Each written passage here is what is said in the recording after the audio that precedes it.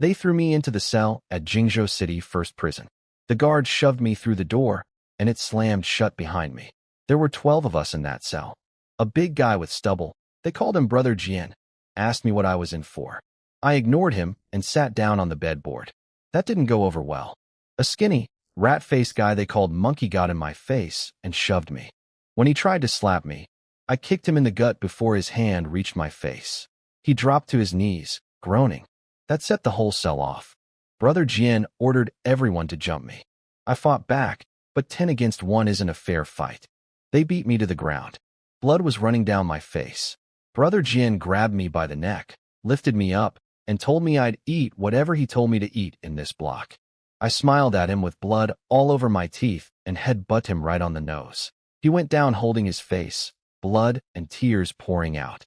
That only made things worse. The rest of them kicked and punched me until I was about to black out. The guards finally showed up. Everyone squatted down with their hands on their heads. The guards saw me lying on the floor like a puddle of mud and knew exactly what happened. Brother Jian, his real name was Zhang Jian, tried to play the victim, showing off his bloody nose, but the guard wasn't buying it. They cuffed his right hand to a hot water pipe above the door, so he had to stand on his tiptoes. That's how they punish troublemakers here. They took me to the infirmary. My nose had stopped bleeding, but half my face was swollen and one eye was turning purple. The medic said it was all soft tissue damage, nothing broken, and gave me some pills. I swallowed them dry without water. When they brought me back, Zhang Jian was still hanging by the door. He smiled coldly and said he'd be waiting for me. I didn't respond. Dinner was 2 corn buns, a chunk of pickled radish, and a bowl of cabbage boiled in salt water. I ate it all without tasting it. At night, I got the bed closest to the toilet. The stink didn't bother me. I closed my eyes, but then I heard shuffling in the dark.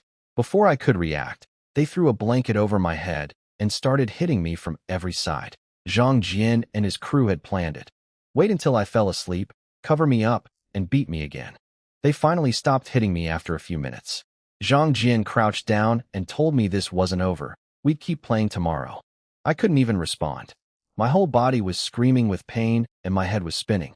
Sometime in the middle of the night, I managed to pull myself up. The cell was quiet. Everyone was asleep. I walked barefoot to Zhang Jian's bed, the second one from the door, and stood over him, staring down at his face. He must have felt it, because his eyes fluttered open. The moment he saw me standing there, fear flashed across his face, and he tried to get up. I didn't give him the chance. I pressed one hand on his chest, pushed his chin up with the other, and bit down on his throat as hard as I could. He screamed. He clawed at my head trying to pull me off, but I wouldn't let go.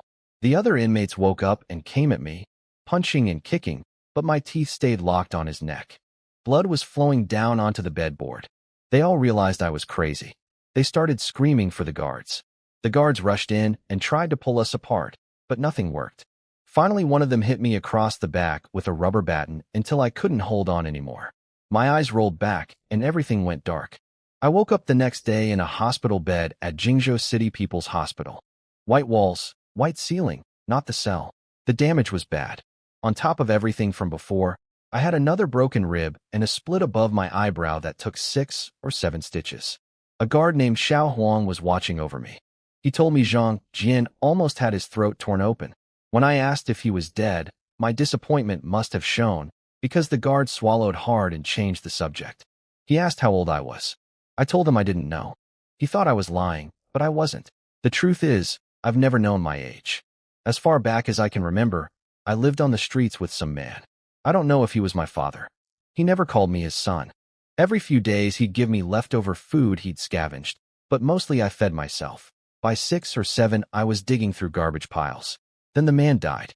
By the time I found him, his body had already started to rot. After that, I was on my own. Rotten vegetable leaves from the trash. Fighting stray dogs for scraps. That was my life.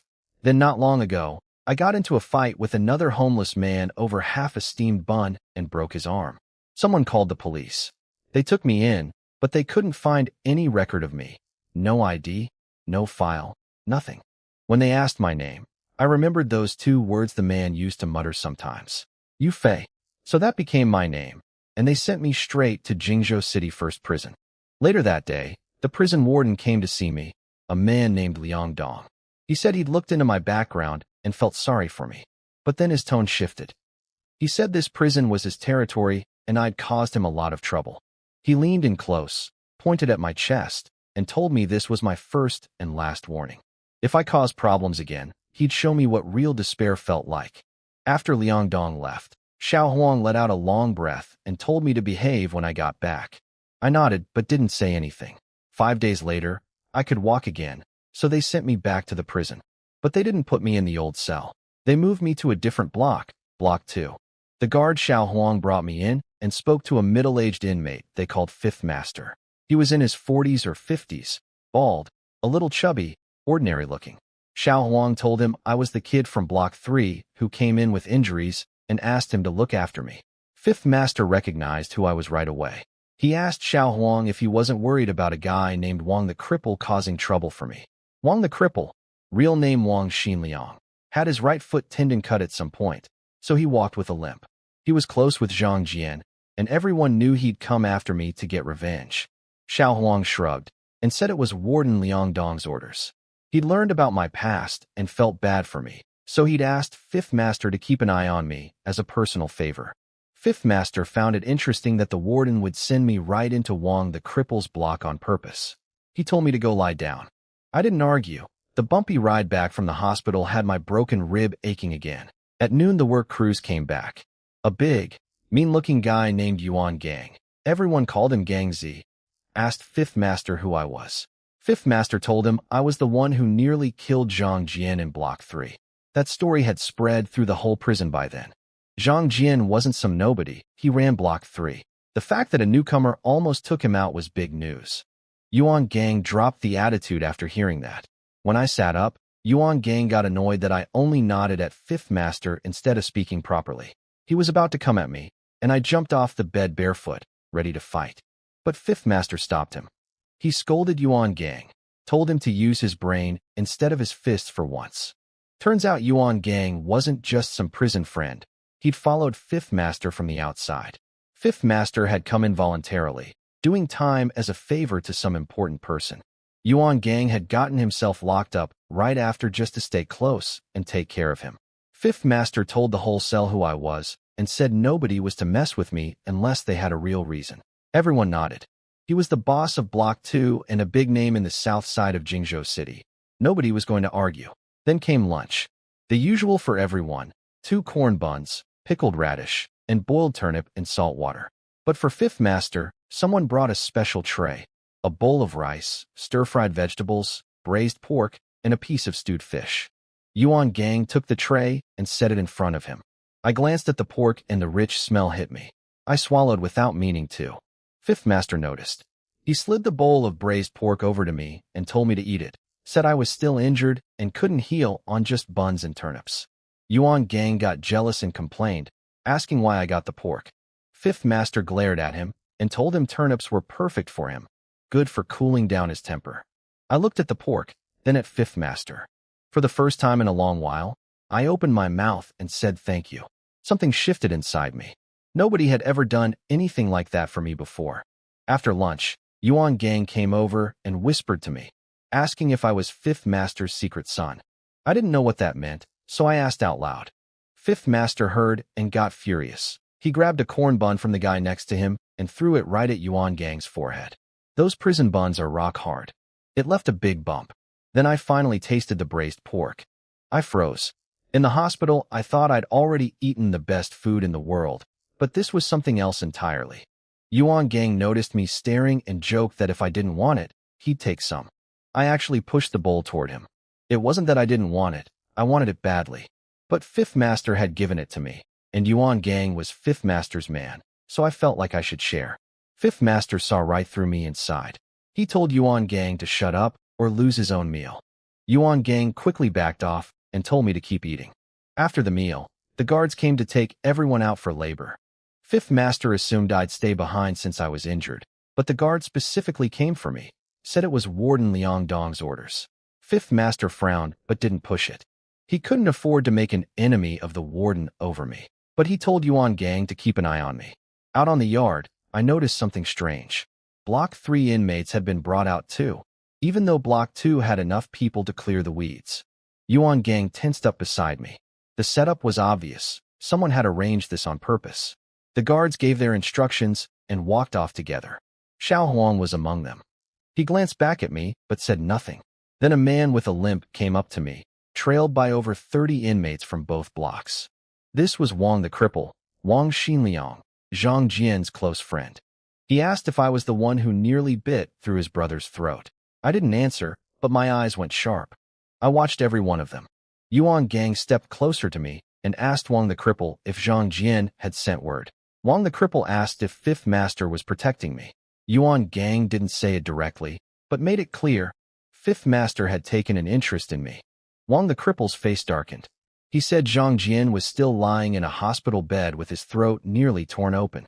He said they'd spent a lot, bribing Warden Liang Dong to set up this chance to get at me. He wasn't about to walk away empty-handed just because of one casual remark from Yuan Gang. Yuan Gang's eyes narrowed. He asked if Wang the Cripple was really going to disrespect Fifth Master's wishes. Wang the Cripple's expression shifted back and forth.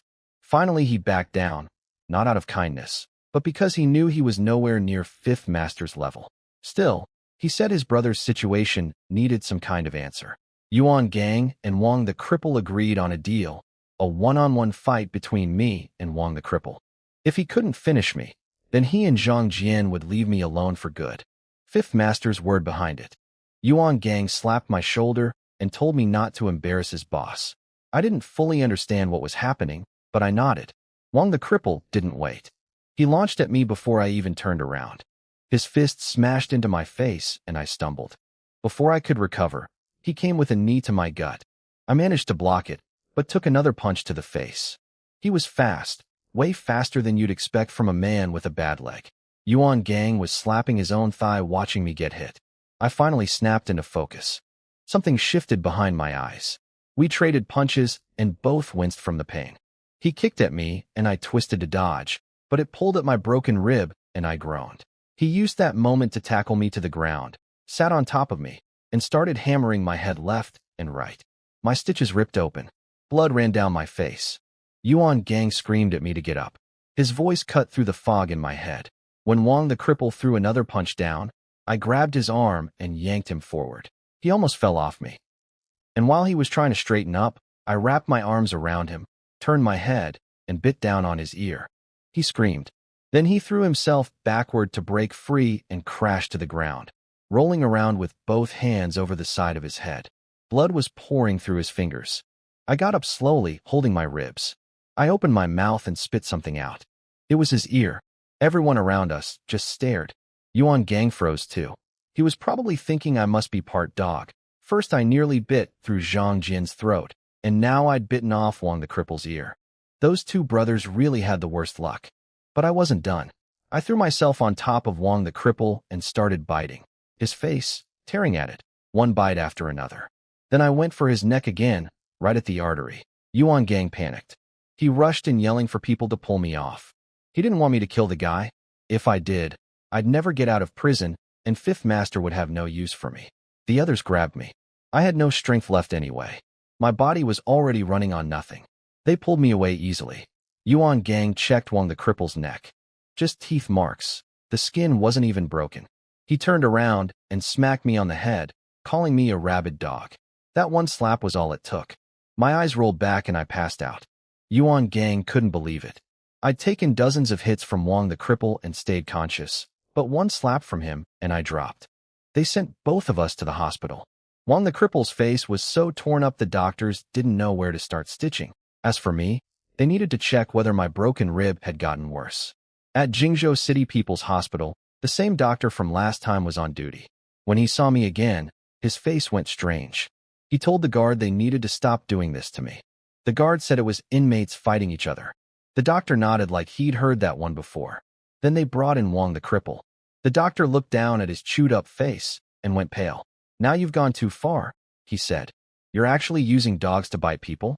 I woke up a few hours later. They'd re-stitched my eyebrow. The rib was fine, just needed a few more days in bed. Same white walls, different room. And the same guard, Xiao Huang, sitting by the door. For a second I thought I was dreaming. When I asked if Wang the Cripple was dead, Xiao Huang froze. He'd heard that question from me before. He said the guy wasn't dead, but probably wished he was. His face looked like it had been chewed by a dog. Then Xiao Huang paused, looked at me, and corrected himself. It really had been chewed by a dog. A mad dog. That was my new nickname in the prison now, Mad Dog. Everyone knew who I was. A few days later, I went back to the cell in Block 2, Fifth Master's cell. When I walked in, everyone stared. Yuan Gang almost choked on his corn bun. He started to say, mad, then caught himself and just said my name instead, commenting that I healed fast. Fifth Master pushed his whole meal tray over to me. Yuan Gang grumbled that Fifth Master had just been eating his rice pretty happily a minute ago, so his no appetite excuse was nonsense. I hesitated, but Fifth Master smiled, so I sat down and ate. Yuan Gang told me Fifth Master had spent a lot of money because of me. Apparently, after Yuan Gang stood up for me on the yard, the whole prison knew I was Fifth Master's man. Warden Liang Dong used the trouble I'd caused as leverage to squeeze money out of Fifth Master. Fifth Master didn't really care about Liang Dong, but people like him always need to keep good relations with prisons and police stations. If not for himself, then for the people who work for him. After that, nobody bothered me anymore. Fifth Master and Yuan Gang learned about my past, the streets, the garbage, the stray dogs. They felt sorry for me, though they didn't make a big deal of it. Over the next month, Fifth Master taught me a lot. Everyday things I'd never learned. How the world works, how people operate. Yuan Gang joked several times that Fifth Master should just adopt me, but Fifth Master always refused. Yuan Gang became my teacher too. He taught me how to fight properly, when to go all out, and when to hold back. The more time I spent with him, the more I changed. I started talking more, even cracking jokes sometimes. Then the day came for Fifth Master to leave. He called me and Yuan Gang over. He told us Wang the cripple was back and Zhang Jian was almost healed. He ordered Yuan Gang to look after me and not let anyone set me up. Yuan Gang thumped his chest and said not to worry. Fifth Master glared at him and told him to use his brain for once. I smiled and said Yuan Gang was actually pretty smart. Yuan Gang pointed at me proudly and told Fifth Master to listen. Fifth Master rolled his eyes and reminded us what a pair we made, one idiot and one mad dog. He told us if anything came up we couldn't handle, to find a man named Li Xiang, the head of Block 2. Li Xiang could contact Fifth Master on the outside. The guard came to collect him, and just like that, Fifth Master was gone. Yuan Gang got sentimental. He looked at me and said it was just the two of us now, then jokingly suggested we share a blanket to bond. I felt a chill run through me. I grinned and asked him if he wasn't afraid I'd bite. His eyes went wide and he immediately surrendered, said being brothers was good enough. The next day, Yuan Gang and I were out in the yard when a prisoner came walking toward us fast, head down. The day after Fifth Master left, Yuan Gang and I were out in the yard when a prisoner came rushing at me with his head down. Yuan Gang spotted the danger instantly and yanked me aside. The guy pulled a screwdriver with a wooden handle from his waistband and stabbed at me, but he missed. Yuan Gang's pull and my own instincts saved me. Yuan Gang grabbed the man by the hair, locked his screwdriver hand, and drove a knee into his forehead. The guy collapsed unconscious. Then Yuan Gang spun around and screamed at Wang the cripple, who was standing nearby. Wang the cripple played innocent, but Yuan Gang wasn't fooled. Nobody else in Block 3 had a grudge against me. Wang the cripple tried to deflect blame onto Zhang Jian, but Yuan Gang saw right through it and kicked him to the ground. Before things could go further, the big iron gate opened and guards brought out Block 3 inmates. Yuan Gang cursed under his breath. Warden Liang Dong had taken bribes from both sides again. Then I heard a voice I knew well. The Block 3 inmates parted and Zhang Jian walked out, smiling with that vicious grin. His neck still showed the scar from where I'd bitten him. Wang the cripple's face was a mess of bite marks. They wanted revenge badly enough to throw away their futures for it. Zhang Jian tried to talk Yuan Gang into stepping aside. He pointed to his throat, pointed to Wang the cripple's ruined face and missing ear. Yuan Gang refused. I was Fifth Master's man, and everyone knew it. Zhang Jian shrugged and said fine. He'd rot in prison for life if that's what it took, as long as he killed this mad dog. Zhang Jian gave the order, and his men charged. Wang the cripple's crew followed. Yuan Gang roared and sent our side in. The whole yard turned into a battlefield, Block 2 against Block 3. Yuan Gang was a monster in that fight, plowing through bodies. but most of the other side was coming straight for me. Zhang Jian and Wang the cripple were determined to finish me. I fought back at first, but the numbers swallowed me. Then I felt a sharp pain in my left arm. Zhang Jian had pulled a metal file from behind his back and aimed for my chest. I twisted just in time. It missed my heart, but went clean through my arm, in one side and out the other.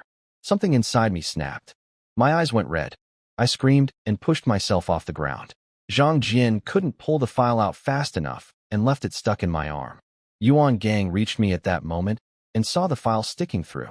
I pulled it out with my right hand, slow and steady, staring straight at Zhang Jian. I was ready to go for him.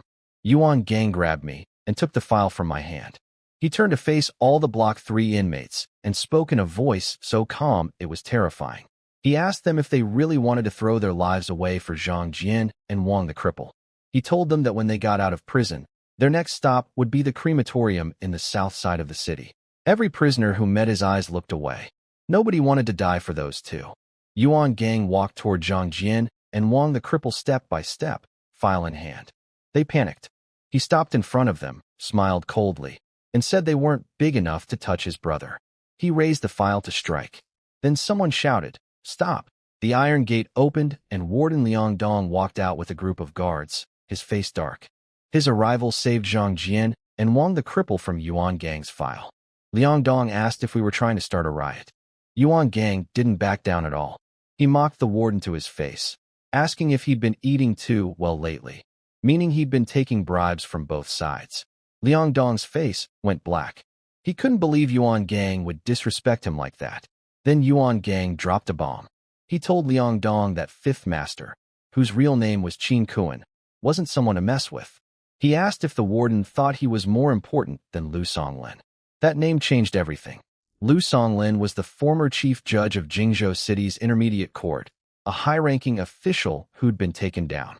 The rumor was that Fifth Master's network had done it. Compared to that, Liang Dong was just a mid-level prison warden. His face went pale. Still, Liang Dong didn't want to lose face in front of the inmates. He couldn't touch Yuan Gang. That would mean going against Fifth Master directly. So he turned on me instead. He ordered Xiao Huang to throw me in the dog cage, solitary confinement. Xiao Huang hesitated. Li Xiang, the Block 2 chief, stepped in and mentioned I was still wounded. Liang Dong exploded at him for talking back. Then Yuan Gang stopped them. He stepped in front of me and told Liang Dong I was Fifth Master's adopted son. He asked if the warden really wanted to put Fifth Master's son in a dog cage. Liang Dong froze. He wasn't sure if it was true, but the risk was too big. Fifth Master had no children of his own. If I really was his adopted son, that could mean I was being groomed as his successor. Liang Dong thought about it and figured Yuan Gang wouldn't fight this hard for me over a 1-month friendship. The adopted son story made sense. So Liang Dong just snorted and walked away, leaving the mess for Li Xiang to clean up. After he left, Li Xiang asked Yuan Gang if I was really Fifth Master's adopted son. Yuan Gang spat on the ground and said no. He'd made it up on the spot. Since Liang Dong had backed off and given Fifth Master face, Yuan Gang couldn't go after Zhang Jian and Wang the cripple anymore either. That was the unspoken deal. Li Xiang told Xiao Huang to take me to the infirmary. Blood was still running through my fingers from the hole in my arm. Li Xiang asked Yuan Gang if they should tell Fifth Master about all this. Yuan Gang refused. He said Zhang Jian and Wang the cripple weren't worth bothering his boss over. If Liang Dong hadn't stepped in, he would have buried them both. After they stitched up my arm, Xiao Huang brought me back to the cell. Yuan Gang sat me down on a little stool and started lecturing me. He asked me what I'd been thinking. He said if he hadn't grabbed the file away from me, I would have killed those two and spent the rest of my life in prison. He smacked me on the head and asked if I ever wanted to get out. He said I hadn't even held a girl's hand yet. Was I really okay rotting in here forever? That last slap actually made me angry, but he had a point. I talked back at Yuan Gang. I told him he was no different. If the warden hadn't yelled stop, he would have killed those two as well. Yuan Gang shook his head and smiled. He said it wasn't the same. He was older, he'd lived his life, enjoyed everything there was to enjoy. But I was still young. I hadn't seen the world yet. I needed to learn to leave myself a way out. I didn't know what to say. Then he smacked me on the head again and told me to stop calling him gang brother. He said I wasn't his underling. I was his brother. He told me to just call him Brother, my eyes stung a little. I called him brother. He laughed, called me his smelly little brother, and threw his arm around my shoulder. After the yard fight, the warden transferred Wang the cripple to Block 3. From then on, neither he nor Zhang Jian ever came after me again. 3 months passed. Fifth Master pulled some strings from outside and got both Yuan Gang and me released. It was a scorching July day when the prison gates opened and we walked out side by side. Yuan Gang was wearing a black trench coat with sunglasses and a cigarette, trying to look cool. I was still wearing my prison uniform. The guards had thrown away the rags I came in with, so I had nothing else. I asked him if he wasn't hot. He told me I was just a kid who didn't understand style. I pointed at his forehead, which was dripping with sweat. He was about to yell at me when 2 cars screeched to a stop in front of us, an Audi 100 and a Santana. Yuan Gang let out a strange yelp and lunged at the Santana like he was reuniting with a lover. I stepped up behind him, looking at the car curiously. Then I heard a familiar voice. Fifth Master stepped out of the back of the Audi. I called out to him, genuinely happy. Yuan Gang rushed over to explain why I was still in prison clothes. The driver of the Santana got out too, a clean-faced middle-aged man named Lin Sudong. He asked Yuan Gang if he was hot in that coat, the same question I'd asked. Yuan Gang nearly exploded and rolled up his sleeves to fight him. Fifth Master told them both to knock it off and get in the cars. Yuan Gang told me to sit in the passenger seat and said he'd take me for a ride. I stood at the car door and just stared at it. I didn't know how to open it.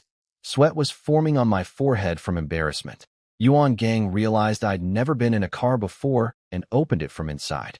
Lin Sudong laughed and said I was interesting. Yuan Gang glared at him and said I was his brother, and he meant it. He told Lin Sudong not to mess with me. Lin Sudong looked back and forth between us, trying to figure out how we could be related since we looked nothing alike. Yuan Gang introduced us. He told me to call Lin Sudong East brother. I turned around and said it. Lin Sudong smiled back, but I could tell he was curious about who I was. Lin Sudong was Fifth Master's other right-hand man. Yuan Gang handled the muscle, Lin Sudong handled the brains. Together they'd helped Fifth Master, real name Qin Kuan, rise from nothing to become the top boss of Jingzhou's south side. We drove for half an hour from the north side of the city down to Fifth Master's territory in the south. The car stopped in front of a place called Chongqing Shopping Center, the only indoor market in the South District. Fifth Master leaned out of his Audi and told Yuan Gang to take me to buy some clothes and to get himself a change too. Yuan Gang turned to Lin Sudong and just held out his hands. Lin Sudong lost it. He couldn't believe Yuan Gang wanted him to pay for our clothes. But that was just how those two were with each other. Yuan Gang told Lin Sudong he'd just gotten out of prison and had no money, so buying us clothes should count as a welcome gift. Lin Sudong gave in and pulled out his wallet, but before he could take out any cash, Yuan Gang snatched the whole thing and ran off with me into the shopping center. We came back in new clothes with shopping bags. Lin Sudong demanded his wallet back. Yuan Gang tossed it to him like it was nothing. Lin Sudong opened it and found it empty, just cards, no cash. Yuan Gang coughed awkwardly and said his neck had been feeling light, so he'd bought himself a gold chain. He pulled a shiny thick chain out from under his shirt. Lin Sudong glared. That chain was maybe 3,000 or 5,000 at most, but there had been 10,000 in the wallet. I smiled shyly and said I had one too. I pulled out a matching gold chain from under my collar. Lin Sudong looked like he was about to explode. He said his chest felt tight and he needed to go take medicine. Yuan Gang and I looked at each other and grinned. A few minutes later we pulled up to a grand hotel, the Marriott Holiday Hotel. It was Fifth Master's property. We followed him inside. The building had 5 floors, lobby and entertainment on the first, guest rooms on 2 and 3, restaurant and banquet hall on 4, and Fifth Master's office took up the entire 5th floor. We rode the elevator up. I stared at everything like I'd landed on another planet. When we walked into the office, the layout and the view through the floor-to-ceiling windows left me speechless. Fifth Master sat down, lit a cigar, and started talking business. He asked Lin Sudong about a club he ran called the Marriott Royal Club, his main moneymaker. Lin Sudong said business was bad because some new police chief named Ma kept sending inspections, scaring away customers. Fifth Master wasn't happy about that. Then Fifth Master told Yuan Gang to show me around for a few days, and after that we'd both go to the Marriott nightclub. Yuan Gang had been running the nightclub before prison. It was where Fifth Master's fighters were kept. I'd go along to help him. I nodded and called him Fifth Master. Yuan Gang smacked me on the head and told me to say, Big Brother, instead. Since Yuan Gang had made me his brother, I was part of the family now. Calling him Fifth Master was too distant. I rubbed my head and called Yuan Gang, brother. Fifth Master heard that and raised an eyebrow. Yuan Gang grinned and told him he'd taken me as his little brother. Fifth Master smiled and said that was good news. Tonight's dinner was a welcome home party, and now there was something extra to celebrate. Lin Sudong muttered under his breath that this celebration had cost him 10,000. Luckily, Yuan Gang didn't hear him. Fifth Master had 3 properties total. The hotel where we stood was his headquarters. The Royal Club, run by Lin Sudong, was his money machine. It housed the biggest gambling operation in all of Jingzhou City. And the nightclub, run by Yuan Gang, was where he kept his muscle. That evening we went down to the 4th-floor banquet hall for the welcome dinner. It wasn't just us. Some of Fifth Master's lower-ranking guys were coming too. We were sitting and talking when someone burst through the entrance, shouting that he'd missed Yuan Gang, and came rushing straight at him. The first person to arrive at the dinner was a guy called Little Dragon, real name Jiang Zilong. He had a big build, almost as large as Yuan Gang, but with a strangely delicate face that didn't match his body. He'd been temporarily running the nightclub while Yuan Gang was locked up. Yuan Gang and Little Dragon joked around for a bit. Then Yuan Gang pulled me forward and introduced me as his brother. Little Dragon looked surprised, but didn't argue. He knew better than to question Yuan Gang. I smiled and greeted him. I wasn't that quiet, awkward kid anymore. 2 more people showed up after that. One was Lu Jin, short, with a rat-like face. The other was Li Wenqi, tall, handsome, wearing gold-rimmed glasses. Both of them worked under Lin Sudong at the club. Fifth Master told everyone to sit. He raised his glass and explained that tonight was a welcome dinner for Yuan Gang and me. He introduced me to the group. Li Wenqi suggested I should come work at the club with him instead of the nightclub. Little Dragon jumped in immediately, saying I belonged with Yuan Gang at the nightclub. The 2 of them started arguing over me. Fifth Master just sat there smoking his cigar, enjoying the show. Yuan Gang and Lin Sudong watched too. They could see right through what both guys were after. Li Wenqi said I was too scrawny to be a fighter. Little Dragon fired back that I was small but mighty. The whole table burst out laughing. My face went red. Fifth Master ended the debate. I'd go to the nightclub with Yuan Gang. Then Yuan Gang told everyone what I'd done in prison. How on my very first day, I'd nearly killed a block boss, and then with a broken rib took on his partner and nearly killed him too. Lin Sudong's eyes lit up. He finally understood why Fifth Master had taken me in. Li Wenqi held up his hands and admitted he'd misjudged me. Little Dragon slapped my shoulder excitedly. Right in the middle of all this, the front desk girl burst in and said a man named Lu Baoshan had arrived. The mood changed instantly. Yuan Gang slammed the table and cursed. Little Dragon grabbed a dinner knife and was about to go downstairs. Fifth Master tapped the table with his knuckle and everyone froze. He told them to calm down. He said guests were guests and told the girl to bring the man up. Lu Baoshan was the boss of Jingzhou's west side. He and Fifth Master had an uneasy relationship, not enemies, not friends. But while Fifth Master was in prison, Lu Baoshan's men had started causing trouble. Yuan Gang had gotten locked up because of a fight with Lu Baoshan's people. That's why everyone at the table was furious. Heavy footsteps echoed down the hall. Then Lu Baoshan walked in, a heavy-set man with a rough, meaty face.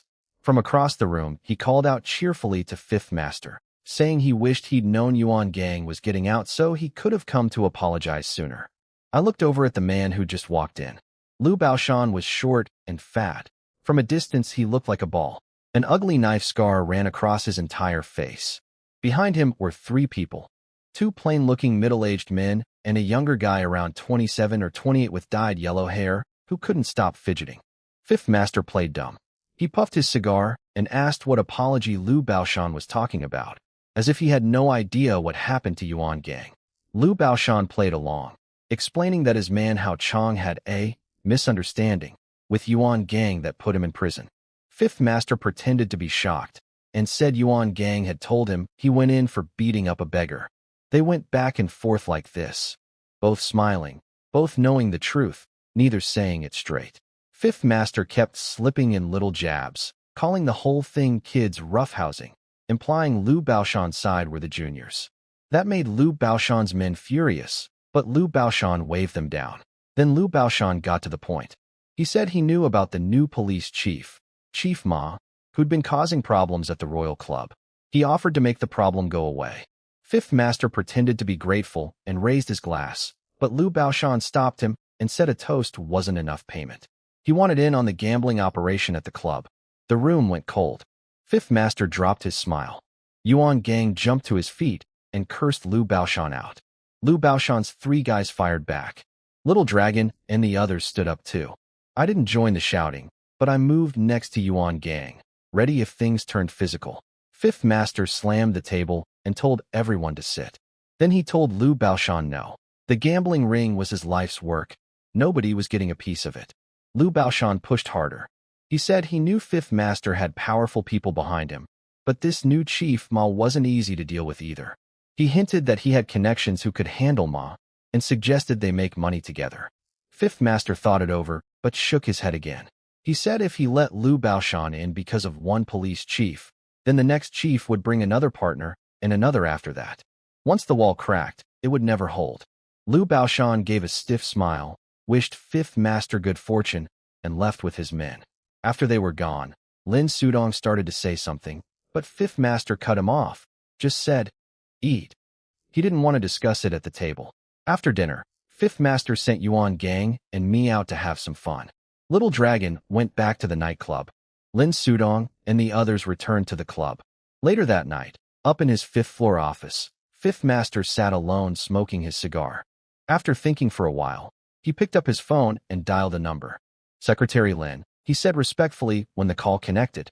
After dinner, Yuan Gang and I drove the Santana to a place called Red Light Street in the south side. I was drunk and could barely keep my eyes open. I asked where we were going. He laughed and said he was taking me to have my first time. I didn't understand what he meant.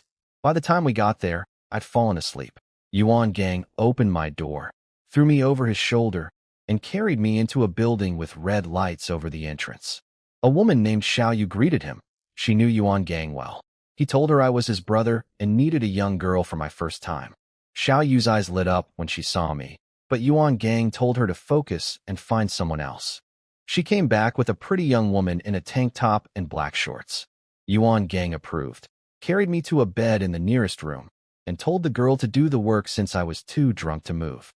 Then he grabbed Xiao Yu and disappeared into another room. I was half asleep when I felt someone taking off my clothes. I tried to open my eyes but couldn't. Then something cold pressed against my skin and I jolted awake. The girl was lying next to me, smiling. We were both completely naked. My face turned bright red. I'd never been in a situation like this before. She started to tease me, but then we both heard noises outside. I signaled her to be quiet and listened. Voices were whispering. They said Yuan Gang Santana was parked nearby, so this had to be the place. They told each other to keep quiet and kill him the moment they got inside. My face changed instantly. I grabbed the first pair of pants I could find and pulled them on. They turned out to be hers, but I didn't care. I looked around, picked up the wooden nightstand beside the bed, kicked open the door, and screamed for Yuan Gang. The men outside cursed. They hadn't known I was there. They rushed at me. I smashed the nightstand into them and grabbed a fruit knife from a nearby table. Yuan Gang came out of the back room in nothing but his underwear, confused. Then he saw who was standing across from us, a man named Hao Chong. This was Liu Baoshan's guy, the same one who'd gotten Yuan Gang sent to prison. Hao Chong had his neck wrapped in a scarf and one arm in a sling. He pulled the scarf aside and showed a centipede-like scar running across his throat, Yuan Gang's work from their last fight. He said the scar and the broken arm were reason enough for what was about to happen. He gave the order. 7 or 8 men with cleavers charged at us. Yuan Gang yelled at me to fight like our lives depended on it. He grabbed an iron clothing rod and swung into the crowd. I dodged a cleaver aimed at my head, stepped in close, and drove the fruit knife into the man's side. I didn't hold back. The fruit knife was only about 6 centimeters long, but I buried the whole blade into the guy's side, right to the handle. He went down clutching his stomach, blood pouring through his fingers. Then a cleaver caught me across the shoulder, and I hit the ground too. Yuan Gang saw me go down and went berserk. I screamed, got back up, and threw myself at the one who'd cut me. I stopped caring about the blades hitting my body.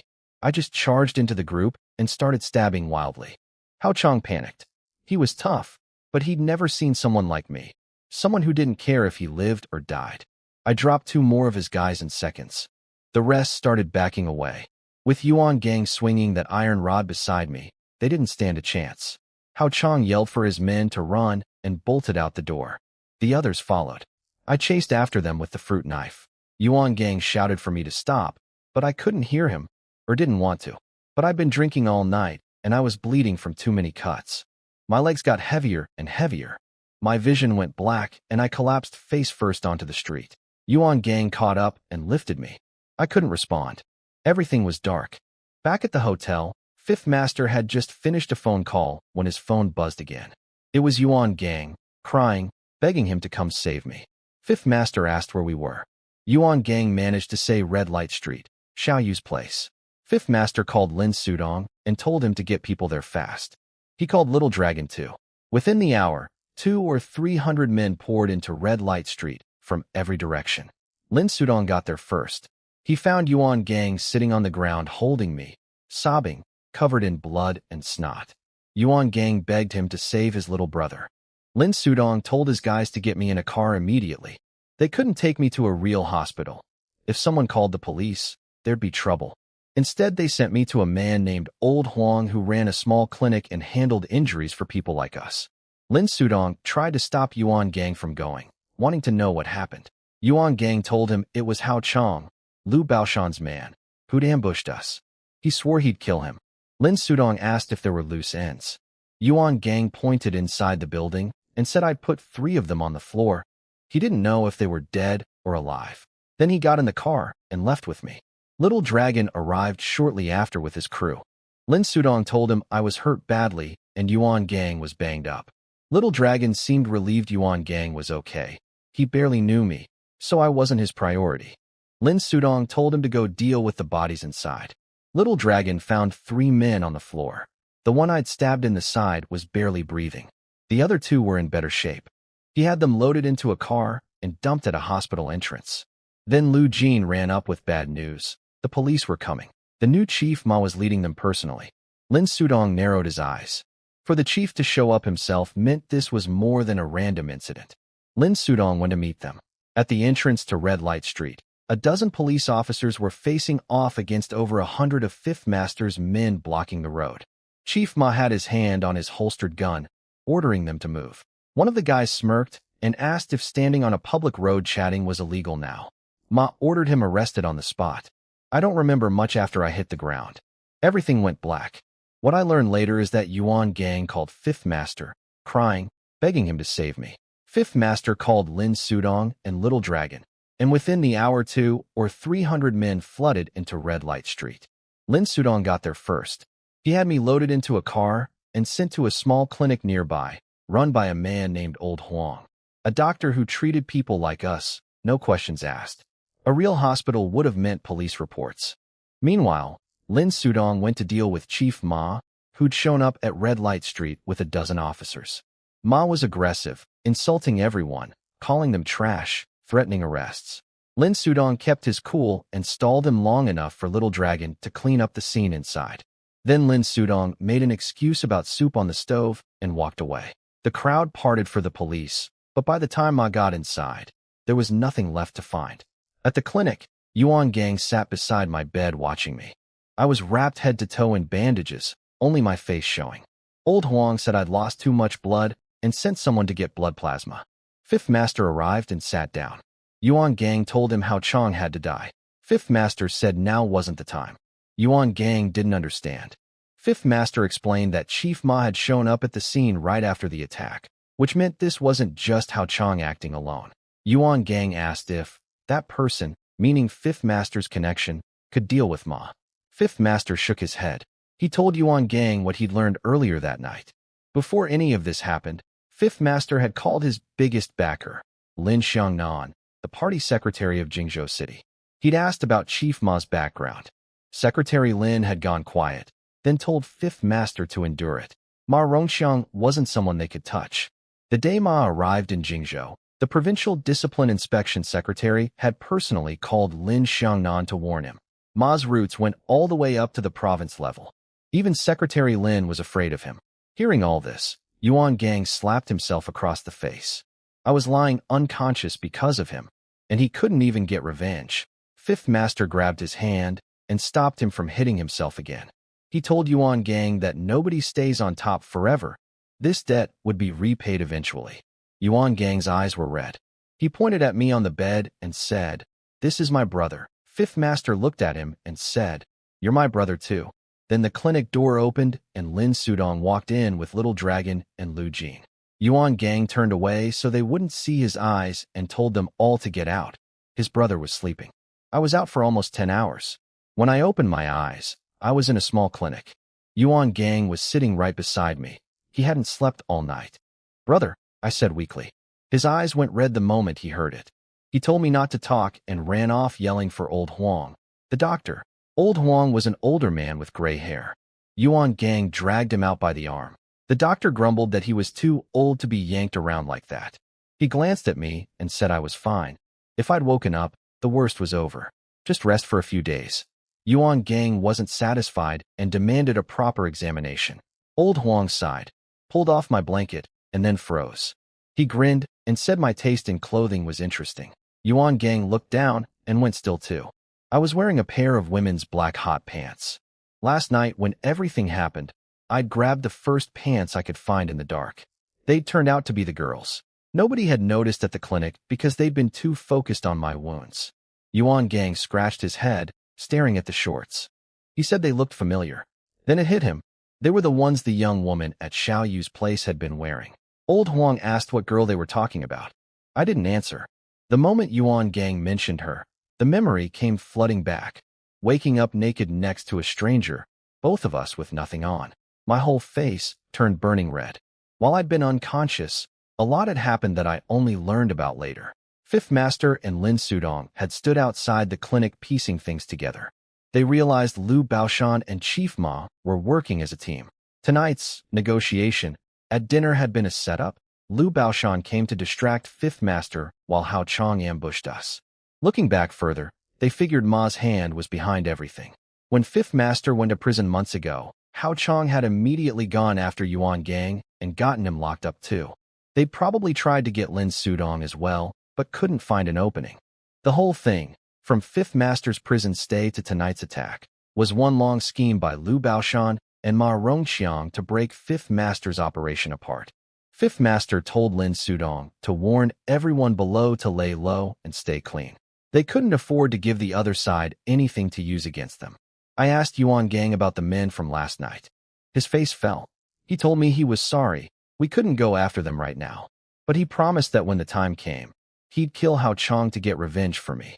I smiled and told him I believed him. Meanwhile, up at the hotel, Fifth Master told everyone to stay quiet for now. Little Dragon was furious and wanted to send someone to kill Chief Ma, but he didn't know the full picture. Fifth Master snapped at him and told him to stop acting like Yuan Gang, always wanting to solve everything with violence. Lin Sudong calmed things down. Fifth Master ordered everyone to avoid any conflict with Lu Baoshan's side until they figured out how to handle Ma. He also told Lin Sudong to be careful with the club, maybe even shut it down for a while since Ma kept raiding it. 10 days passed. Lu Baoshan and Ma didn't cause any more trouble. Yuan Gang and I healed up. Our stitches came out, though I was still a bit weak. Yuan Gang couldn't stand being cooped up in Old Huang's clinic anymore, so he decided to take me to the nightclub to finish recovering. We drove the Santana over to the Marriott nightclub. It was a 3-story building.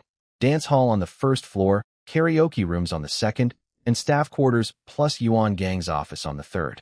When we pulled up, a few guys standing outside smoking saw Yuan Gang and called out to him. He pointed at me and told them I was his brother. They should call me Brother Fei. They all said it in unison. I flinched. I'd never had that happen before. I just nodded awkwardly. We walked inside. The dance hall was huge, with a big stage at the back and disco balls hanging from the ceiling. Yuan Gang told me it only got lively at night and said he'd bring me down later to check it out. We took the elevator to the 3rd floor. The doors opened and Yuan Gang walked right into a woman. She stumbled and nearly fell, but I caught her arm. She looked up annoyed, then froze when she saw it was Yuan Gang. Her name was Wang Meiyuan. She managed all the girls at the nightclub and had been with Fifth Master's organization for years. Yuan Gang introduced me as his brother and told me to call her sister. He added with a goofy grin that I should stay on her good side, since she was in charge of all the pretty girls. Wang Meiyuan looked me over and seemed impressed. She said I was a good-looking kid. After she left, we headed to the office. Yuan Gang pushed open the door and a cloud of smoke poured out. Little Dragon and a few guys were inside smoking and playing cards. Yuan Gang's face dropped and he yelled at them, asking if they were running a crematorium in his office. They scrambled to put out their cigarettes.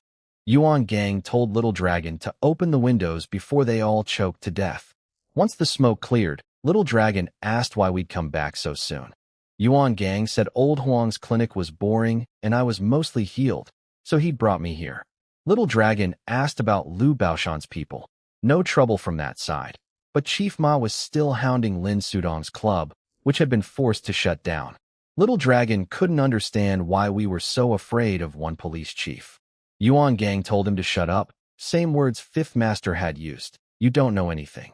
The truth about Secretary Lin was a secret only Fifth Master, Yuan Gang, and Lin Sudong shared. Then Yuan Gang changed the subject and gave me my first real job. He told Little Dragon that I'd be in charge of the first floor, the dance hall. Little Dragon would keep running the second floor, the karaoke rooms. Little Dragon was happy about it. He was busy enough already, and the first floor was just young people and small-time troublemakers. The real money and connections were on the second floor. That's where the wealthy clients went. Yuan Gang explained what the job meant.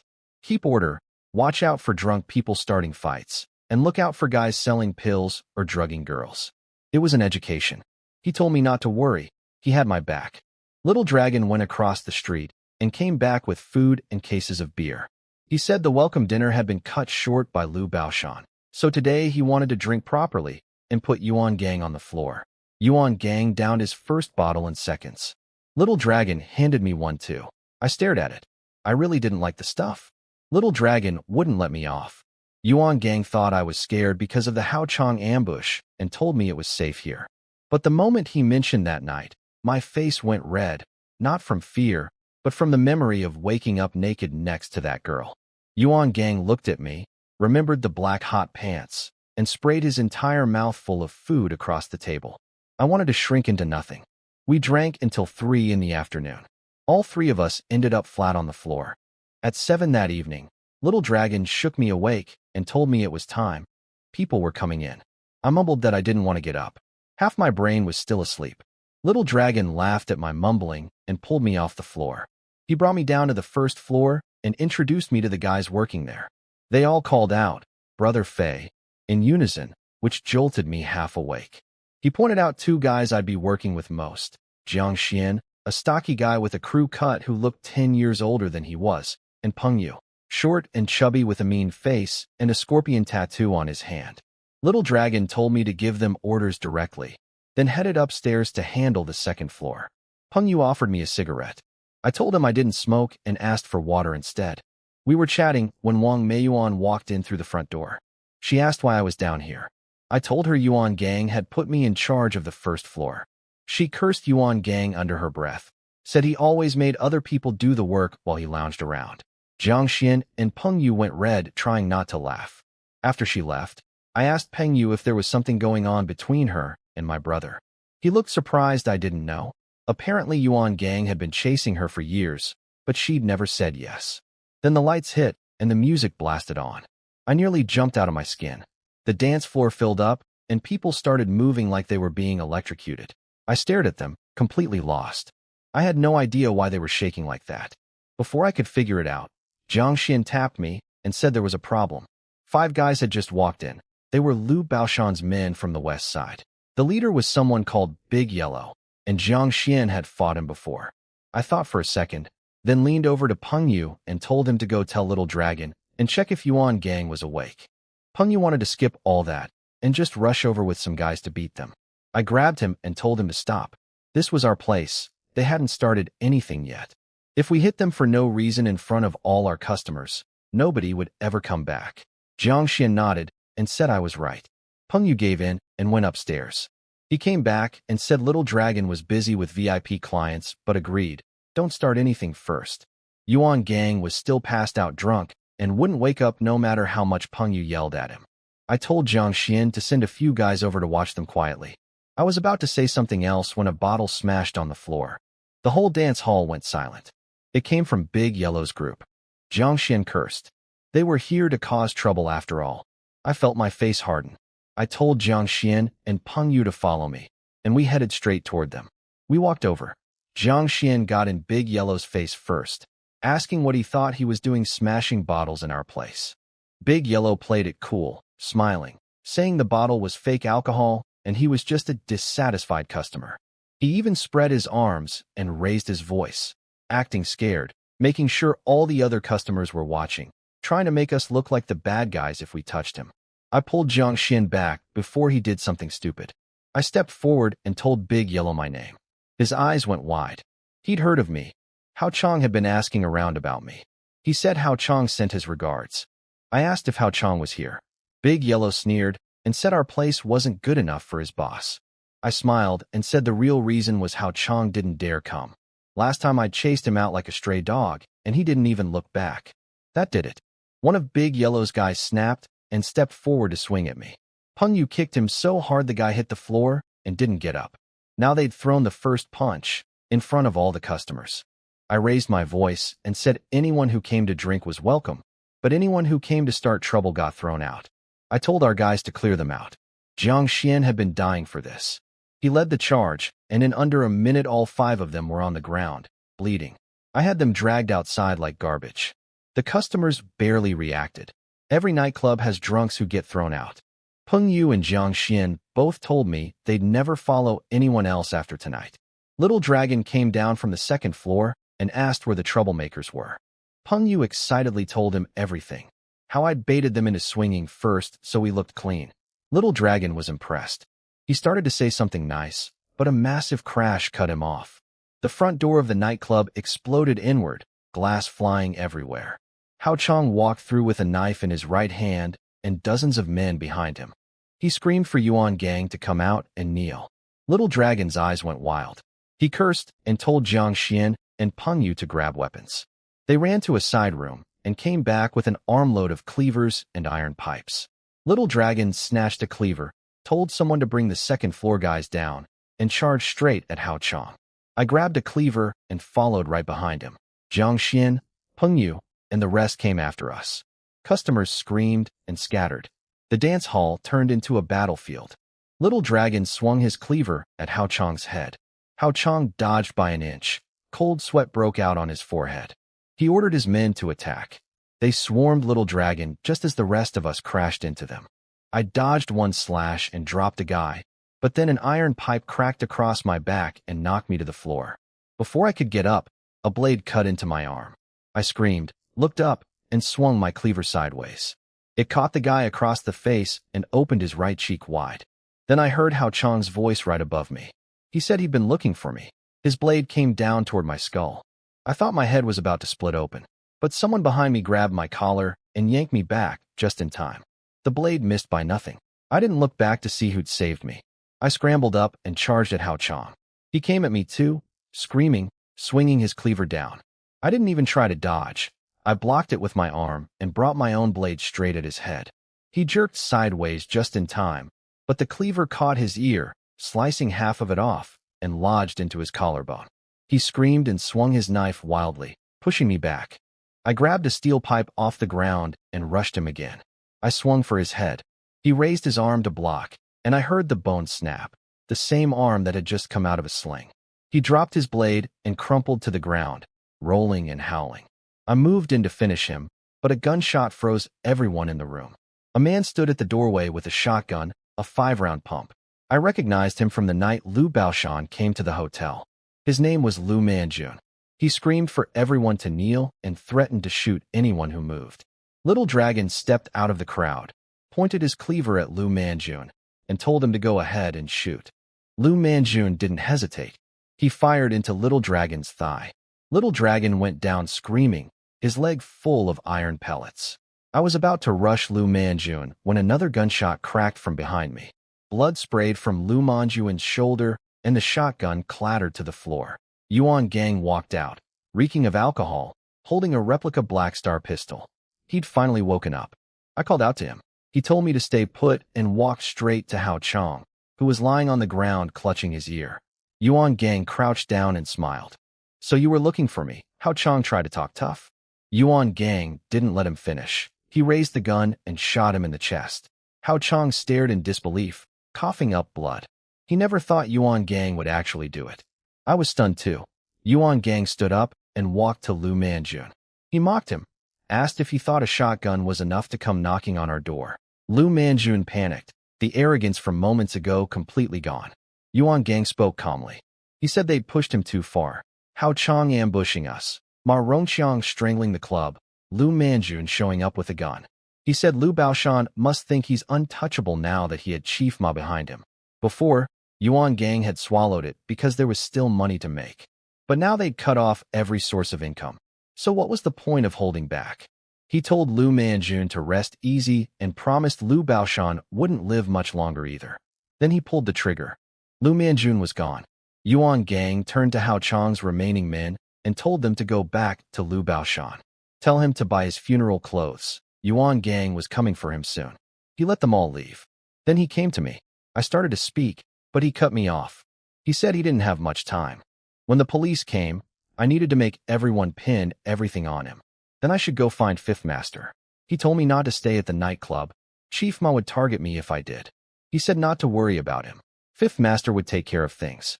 He reminded me that I was his brother, and Fifth Master wouldn't let me down. My eyes filled with tears. I nodded. He wiped my face, hugged me, rubbed my head, and left. After he was gone, I steadied myself and called Jiang Xian and Peng Yu over. I told them to spread the word. When the police arrived, everything gets blamed on Yuan Gang. They both went quiet at the sound of his name, but they understood. I left through the back door, took a taxi to Old Huang's clinic to get my wounds wrapped, then went to the Marriott Holiday Hotel. Up on the 5th floor, Fifth Master was already sitting on his couch in silence. He'd gotten Yuan Gang's call and knew everything. His phone rang. It was Secretary Lin Xiangnan. "You've put me in a very difficult position," Lin said, sounding exhausted. Fifth Master paused, then said just 5 words. "He's my brother." I got to the hotel and took the elevator up to the 5th floor. Fifth Master smiled when he saw me. I started to tell him what happened at the nightclub, but he already knew everything.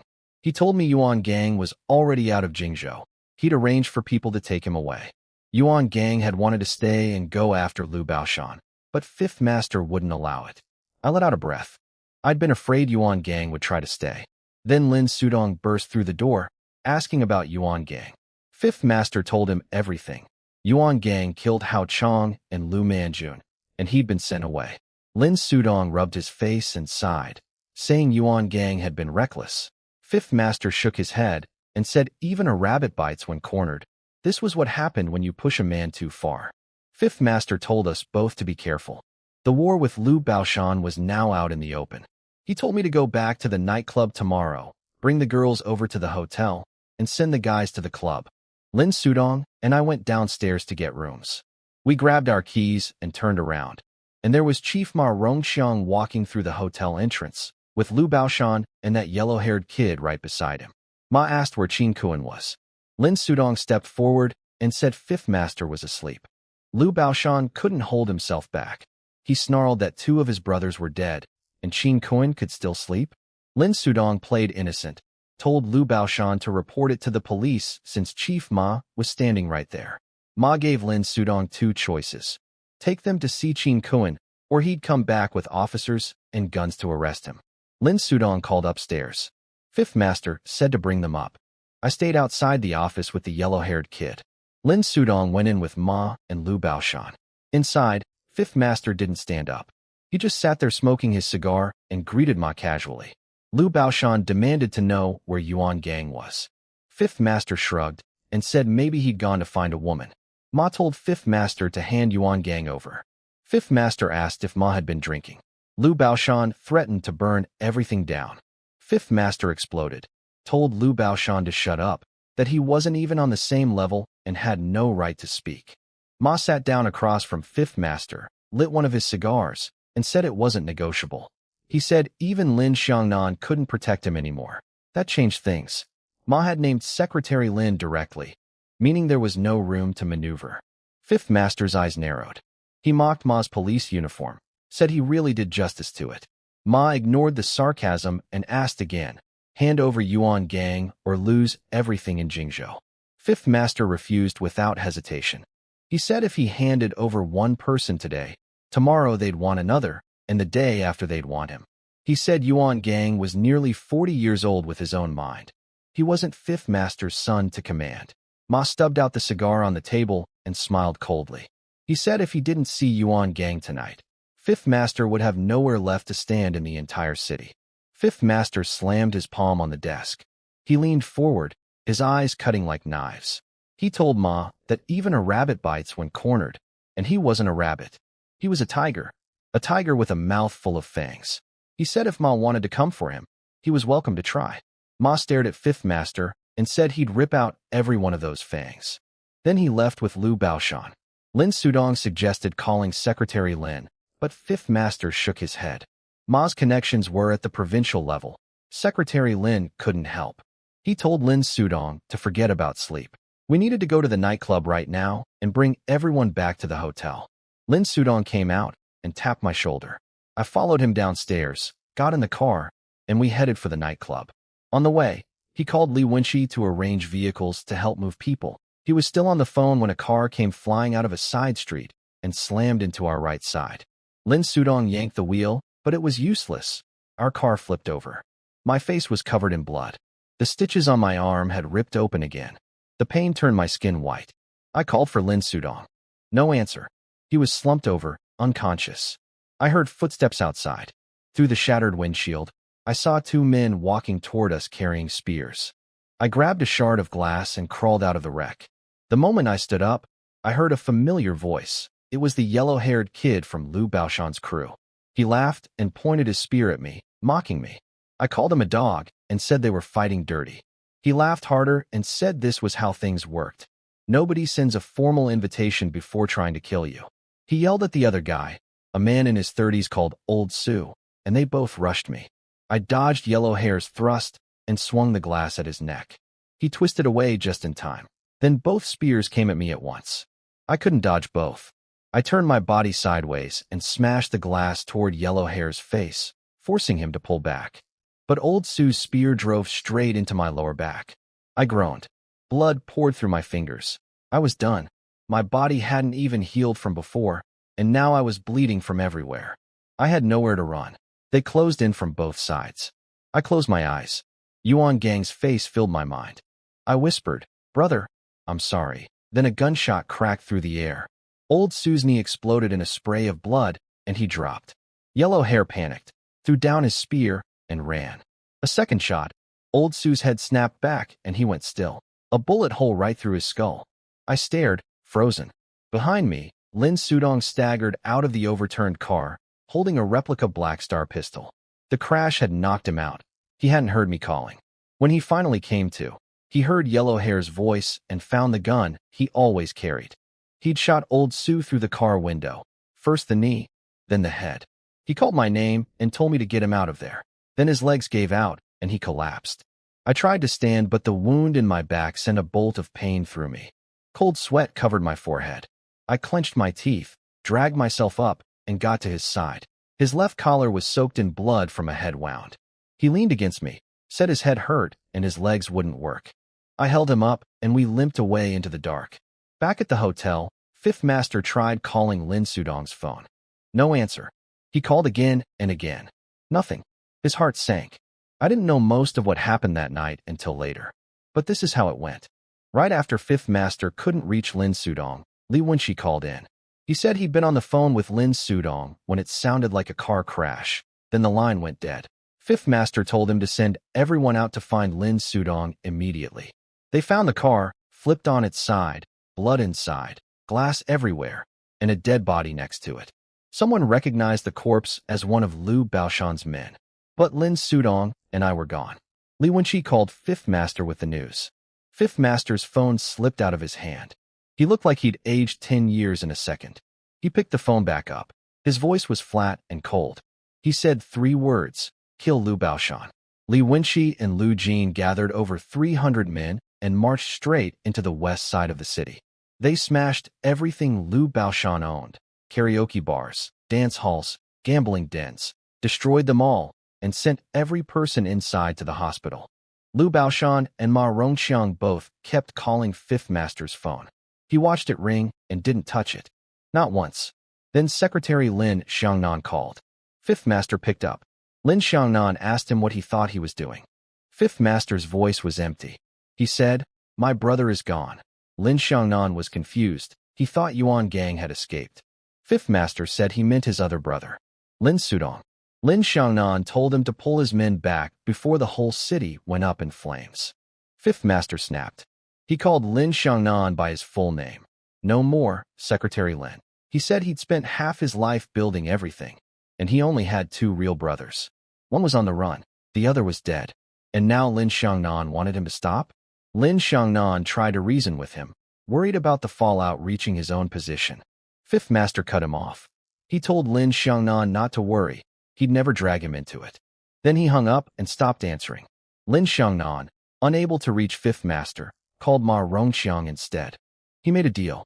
He told Ma that if Lu Baoshan stood down and didn't fight back, they could have the South Side's gambling operation, Fifth Master's territory. Lin Xiangnan was giving up on Fifth Master. Ma called Lu Baoshan and ordered him not to retaliate. Lu Baoshan was furious. His own turf was being torn apart. But Ma told him something that changed his mind. The South Side gambling ring, the thing Fifth Master had spent his whole life protecting, was being handed over. That was enough to make Lu Baoshan swallow his pride and tell his men to stand down. Li Wenqi and Lu Jin tore through the west side all night, smashing everything Lu Baoshan owned, but Lu Baoshan himself never showed his face. Fifth Master figured out why. Lin Xiangnan had made a deal behind his back. He told Li Wenqi to bring everyone home. Then Fifth Master called Yuan Gang. He tried to tell him about Lin Sudong and me, but he could barely get the words out. He finally said we were gone. Dead. Yuan Gang went silent. Then his voice turned ice cold. He asked who did it. Fifth Master said Lu Baoshan. He told Yuan Gang everything that had happened. The attack, the raid on the west side, Lin Xiangnan turning on them. Yuan Gang said he was coming back.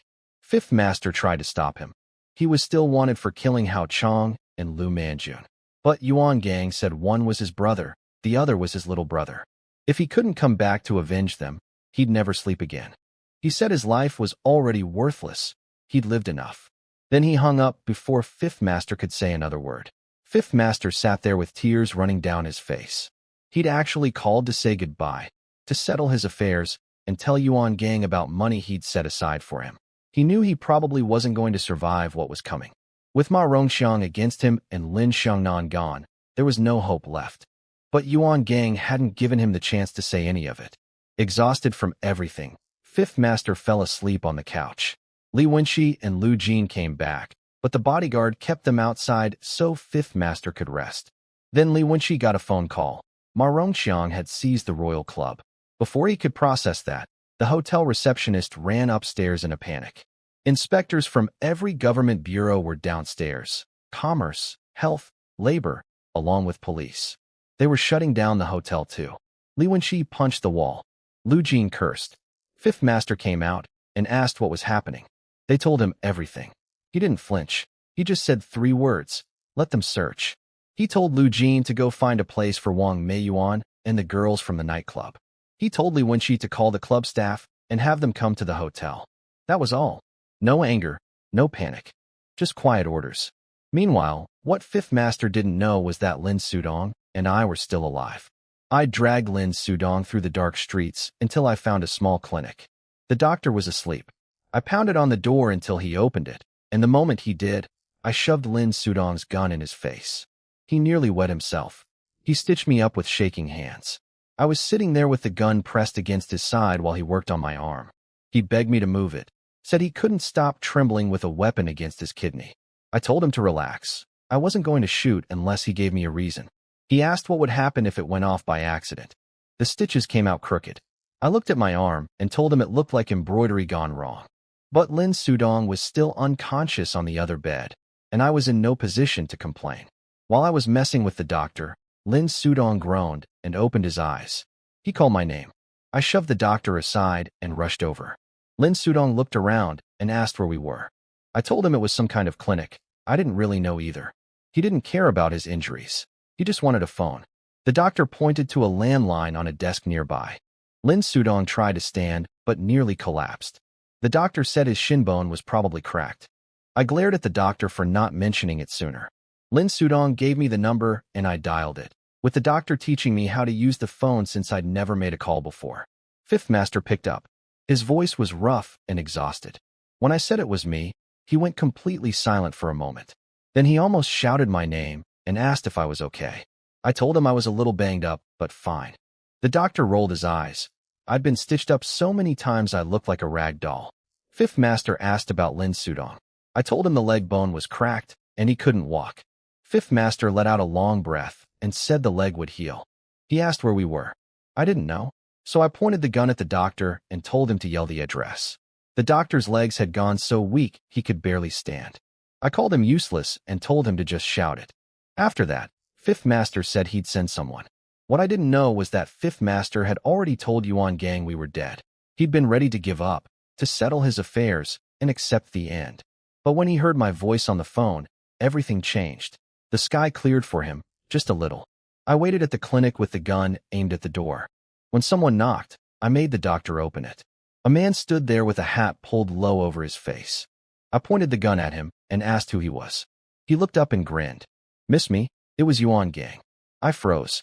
Then I yelled, "Brother," and ran straight into him. He caught me, hugged me tight, and rubbed my head. He joked that I'd learned how to use a gun. I asked why he came back. He said the women in the next city over weren't pretty enough, so he came home. He didn't tell me the real reason. He went inside and found Lin Sudong on the bed. Lin Sudong asked why he'd come back. Yuan Gang said he came to burn paper offerings for him. Lin Sudong ignored the joke and asked about the situation. Yuan Gang sighed and told him the truth. Secretary Lin Xiangnan had switched sides. After Fifth Master thought Lin Sudong and I were dead, he'd sent hundreds of men into the west side to destroy Lu Baoshan. Lin Xiangnan panicked about the chaos reaching him and called Fifth Master to pull back. Fifth Master was too far gone with grief. He refused and called Lin Xiangnan by his full name. They broke apart completely. So Lin Xiangnan cut a deal with Ma Rongqiang instead. Lin Sudong cursed and blamed himself. If he'd contacted Fifth Master sooner, none of this would have happened. Yuan Gang shook his head and told him it wasn't his fault. He and I had nearly died. Nobody could blame us for that.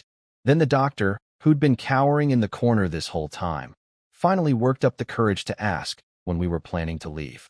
The doctor raised his hand like a school kid and asked when we were leaving. Yuan Gang walked over, patted his shoulder, and thanked him.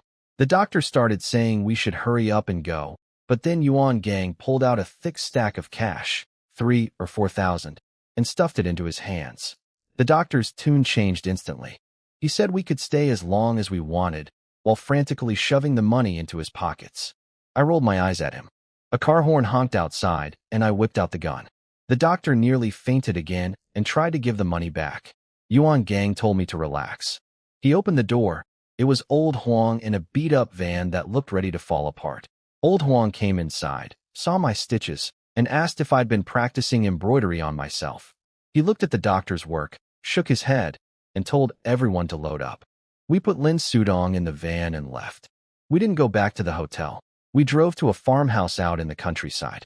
I asked why we weren't going to the hotel, and Yuan Gang smacked my head. I'd forgotten he was still wanted for murder.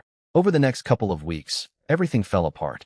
With Secretary Lin gone, Ma Rongqiang and Lu Baoshan went after Fifth Master with everything they had.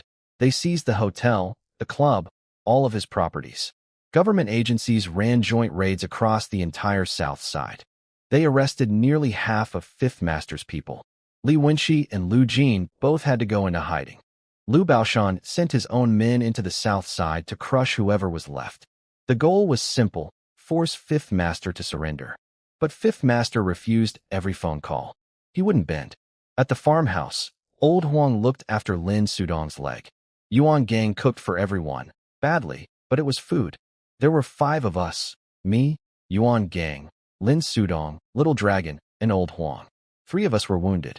Old Huang was the doctor. So Yuan Gang got stuck with the cooking. Then Lu Jin showed up at the door one day. Ma Rongxiang's arrests had gotten out of control, and Fifth Master had sent him to hide with us. Yuan Gang cursed and swore he'd kill Ma eventually. That night over dinner, Lu Jin asked how long we were going to keep hiding. Yuan Gang said he didn't know. We'd wait for word from Fifth Master. Then Lu Jin said something that made the whole table go quiet. He suggested maybe we should just give in. Little Dragon slammed the table and screamed at him. He asked if Lu Jin had lost his mind, if he'd forgotten everything Fifth Master had done for him. Yuan Gang reached over, lifted Lu Jin's chin so he had to look him in the eye, and asked the same question. Had Fifth Master ever treated him badly? Lu Jin shook his head and said Fifth Master had never treated him badly, but he was sick of hiding. Yuan Gang slapped him across the face and asked where that attitude was when times were good. Lin Sudong heard the commotion from his bed in the back room and called out. Yuan Gang grabbed Lu Jin by the collar and dragged him in there. He shoved Lu Jin forward and told him to repeat what he'd said. Lin Sudong frowned and told Yuan Gang to stop pushing him. Lu Jin and Li Wenqi were his guys. He'd brought them up himself. But when Lu Jin finally admitted he'd said they should give in, Lin Sudong punched him in the shoulder. He reminded Lu Jin that he'd been the first one promoted out of the 3 juniors. After everything Fifth Master and the rest of them had done for him. This was what he came up with when things got hard. Lu Jin stood there with his head down, saying nothing. Lin Sudong told him to go eat and think about what he'd said. Lu Jin walked past the dinner table without stopping and went straight to bed in another room. Little Dragon muttered, "Traitor," at his back. Yuan Gang smacked Little Dragon across the head and told him to shut up and eat. I piled on and teased Little Dragon. So he jumped on me and we rolled around on the floor wrestling. It lightened the mood a little. After dinner, Yuan Gang and I were sitting in the yard looking at the stars when his phone buzzed. It was Fifth Master. He sounded relaxed, asking if we'd eaten. Yuan Gang said we had, and that he was watching the stars with me. Fifth Master asked about my injuries. Yuan Gang said I was mostly healed. Then Fifth Master's voice changed. He said if I was well enough, I should come along tonight. He was ready to make a move. He was done waiting.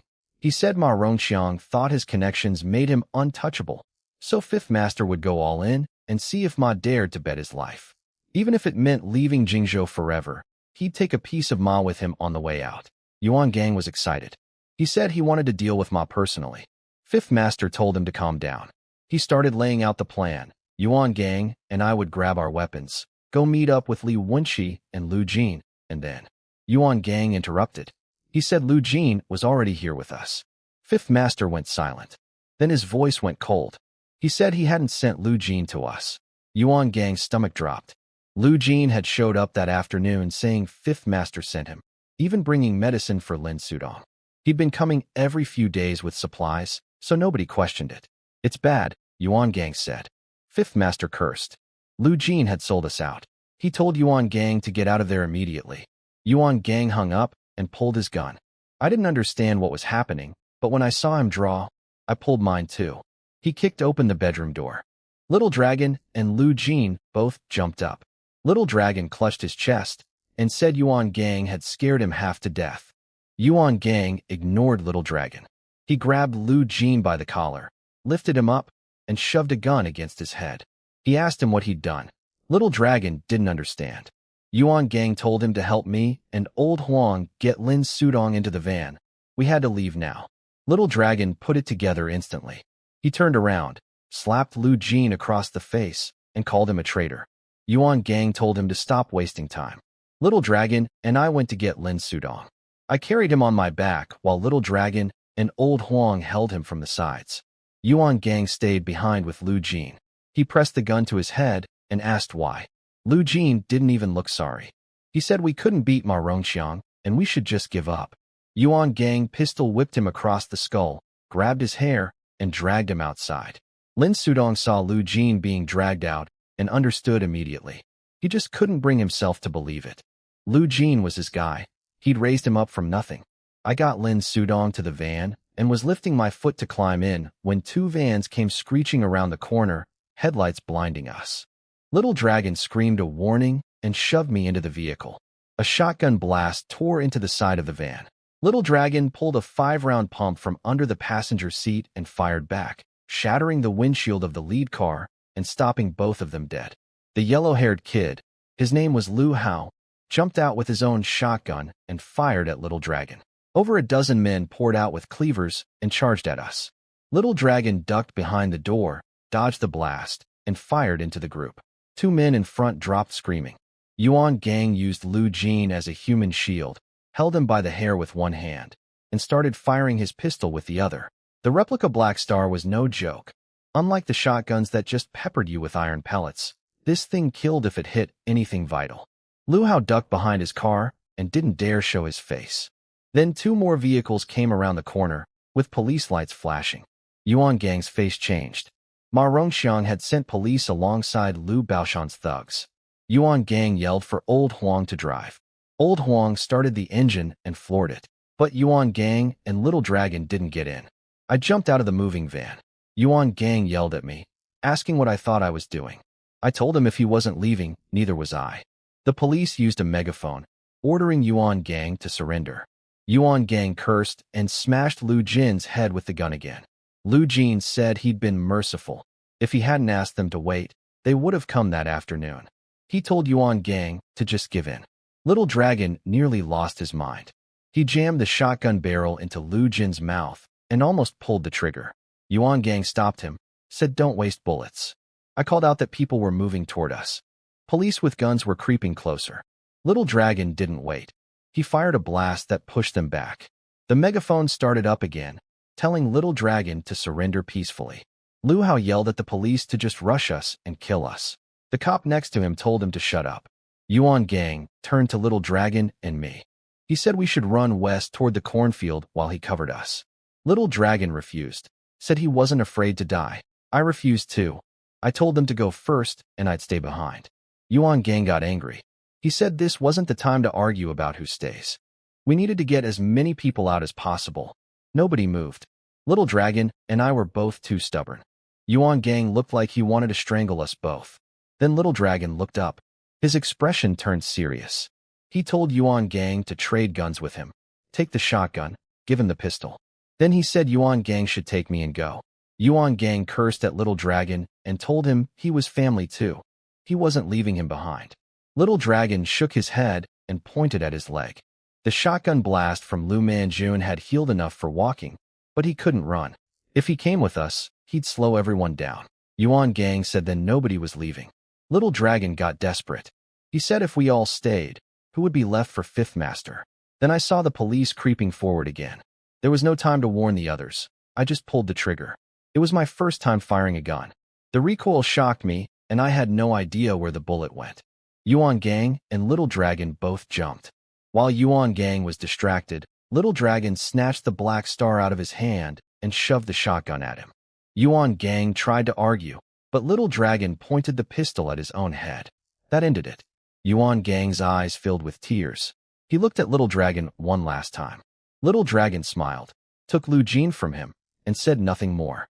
Yuan Gang pulled me away. We backed up slowly toward the cornfield.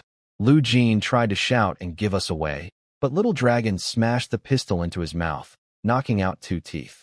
He grabbed Lu Jin's throat and called him a devoted little traitor. Lu Hao heard the noise and charged out with his shotgun. Little Dragon popped out and fired.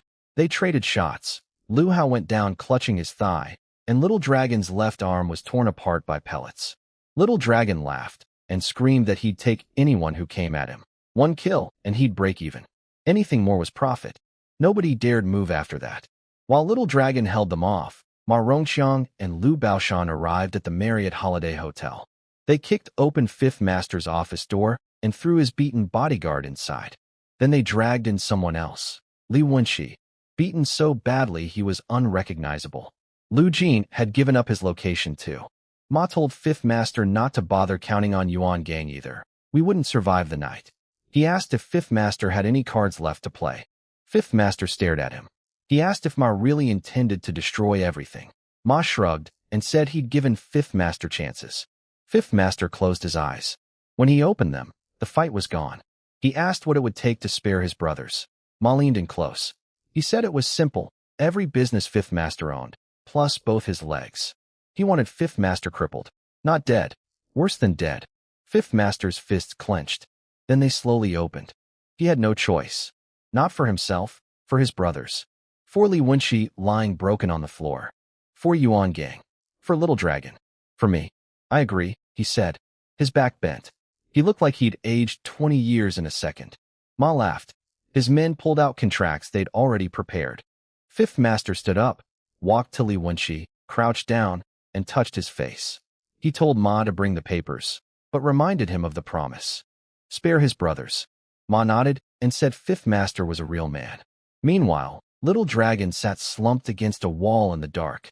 Blood ran down his shredded arm and pooled beneath him. His face was white. He was fading, but he was still holding the gun, still watching, still buying us time. After Yuan Gang and I disappeared into the cornfield, Little Dragon held the line alone. I learned what happened later. He sat against the wall, bleeding badly, and asked Lu Jin for a cigarette. A match flared in the dark. Little Dragon took a long drag and asked Lu Jin if he had any regrets. Lu Jin said no. Little Dragon nodded and said he had one. He regretted not killing Lu Jin sooner, before he became a problem. Lu Jin's face went pale. Little Dragon smiled and said he didn't think he could hold on much longer. He asked Lu Jin to keep him company on the road to the other side. Lu Jin panicked. He begged Little Dragon to put down the gun and come out with him, said he'd talk to the other side and make sure nothing happened. Little Dragon laughed bitterly and asked if Lu Jin believed his own lies. Then Little Dragon said something that stuck with me when I heard it later. He told Lu Jin that if he'd shown even a shred of remorse, Little Dragon might have spared him. But he hadn't. He was disappointed. He pressed the gun to Lu Jin's forehead. Lu Jin screamed his name. Little Dragon pulled the trigger. Blood sprayed across his face. The police and Lu Baoshan's men froze, unsure what had happened. Little Dragon screamed into the night. He said Lu Jin wasn't worthy of being called a brother. He yelled out the names of his real brothers: Qin Kuan, Yuan Gang, Lin Sudong, Li Wenqi Yufei. Not Lu Jin. Never Lu Jin. Then he whispered goodbye, put the gun to his own head, and pulled the trigger. Out in the cornfield, Yuan Gang suddenly stopped running. He turned and looked back. I could tell he'd heard something. 2 distant gunshots. He stood there for a moment, breathing hard, like someone had punched him in the chest. I asked what was wrong. He shook his head and told me to keep moving. We ran until our legs gave out. Yuan Gang tried calling Fifth Master. No answer. He tried Old Huang. Nothing. I spotted a faint light in the distance. A vehicle. Yuan Gang pulled me into a ditch by the road. It turned out to be a farm truck, not police. Yuan Gang flagged it down and told the driver we were brothers who'd gotten lost at night and had been walking in circles for hours. The driver thought we might have run into ghosts and offered us a ride. He was heading to the next city for a morning market. The hour-long ride on that rattling truck nearly turned our stomachs inside out. We both threw up the moment we got off.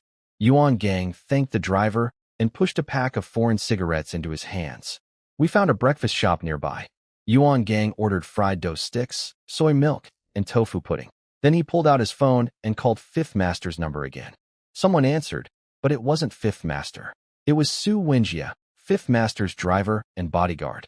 Yuan Gang recognized his voice and asked where Fifth Master was. Wenjie's voice cracked. He started to speak, but couldn't finish the sentence. He was choking on tears. Yuan Gang's face changed completely.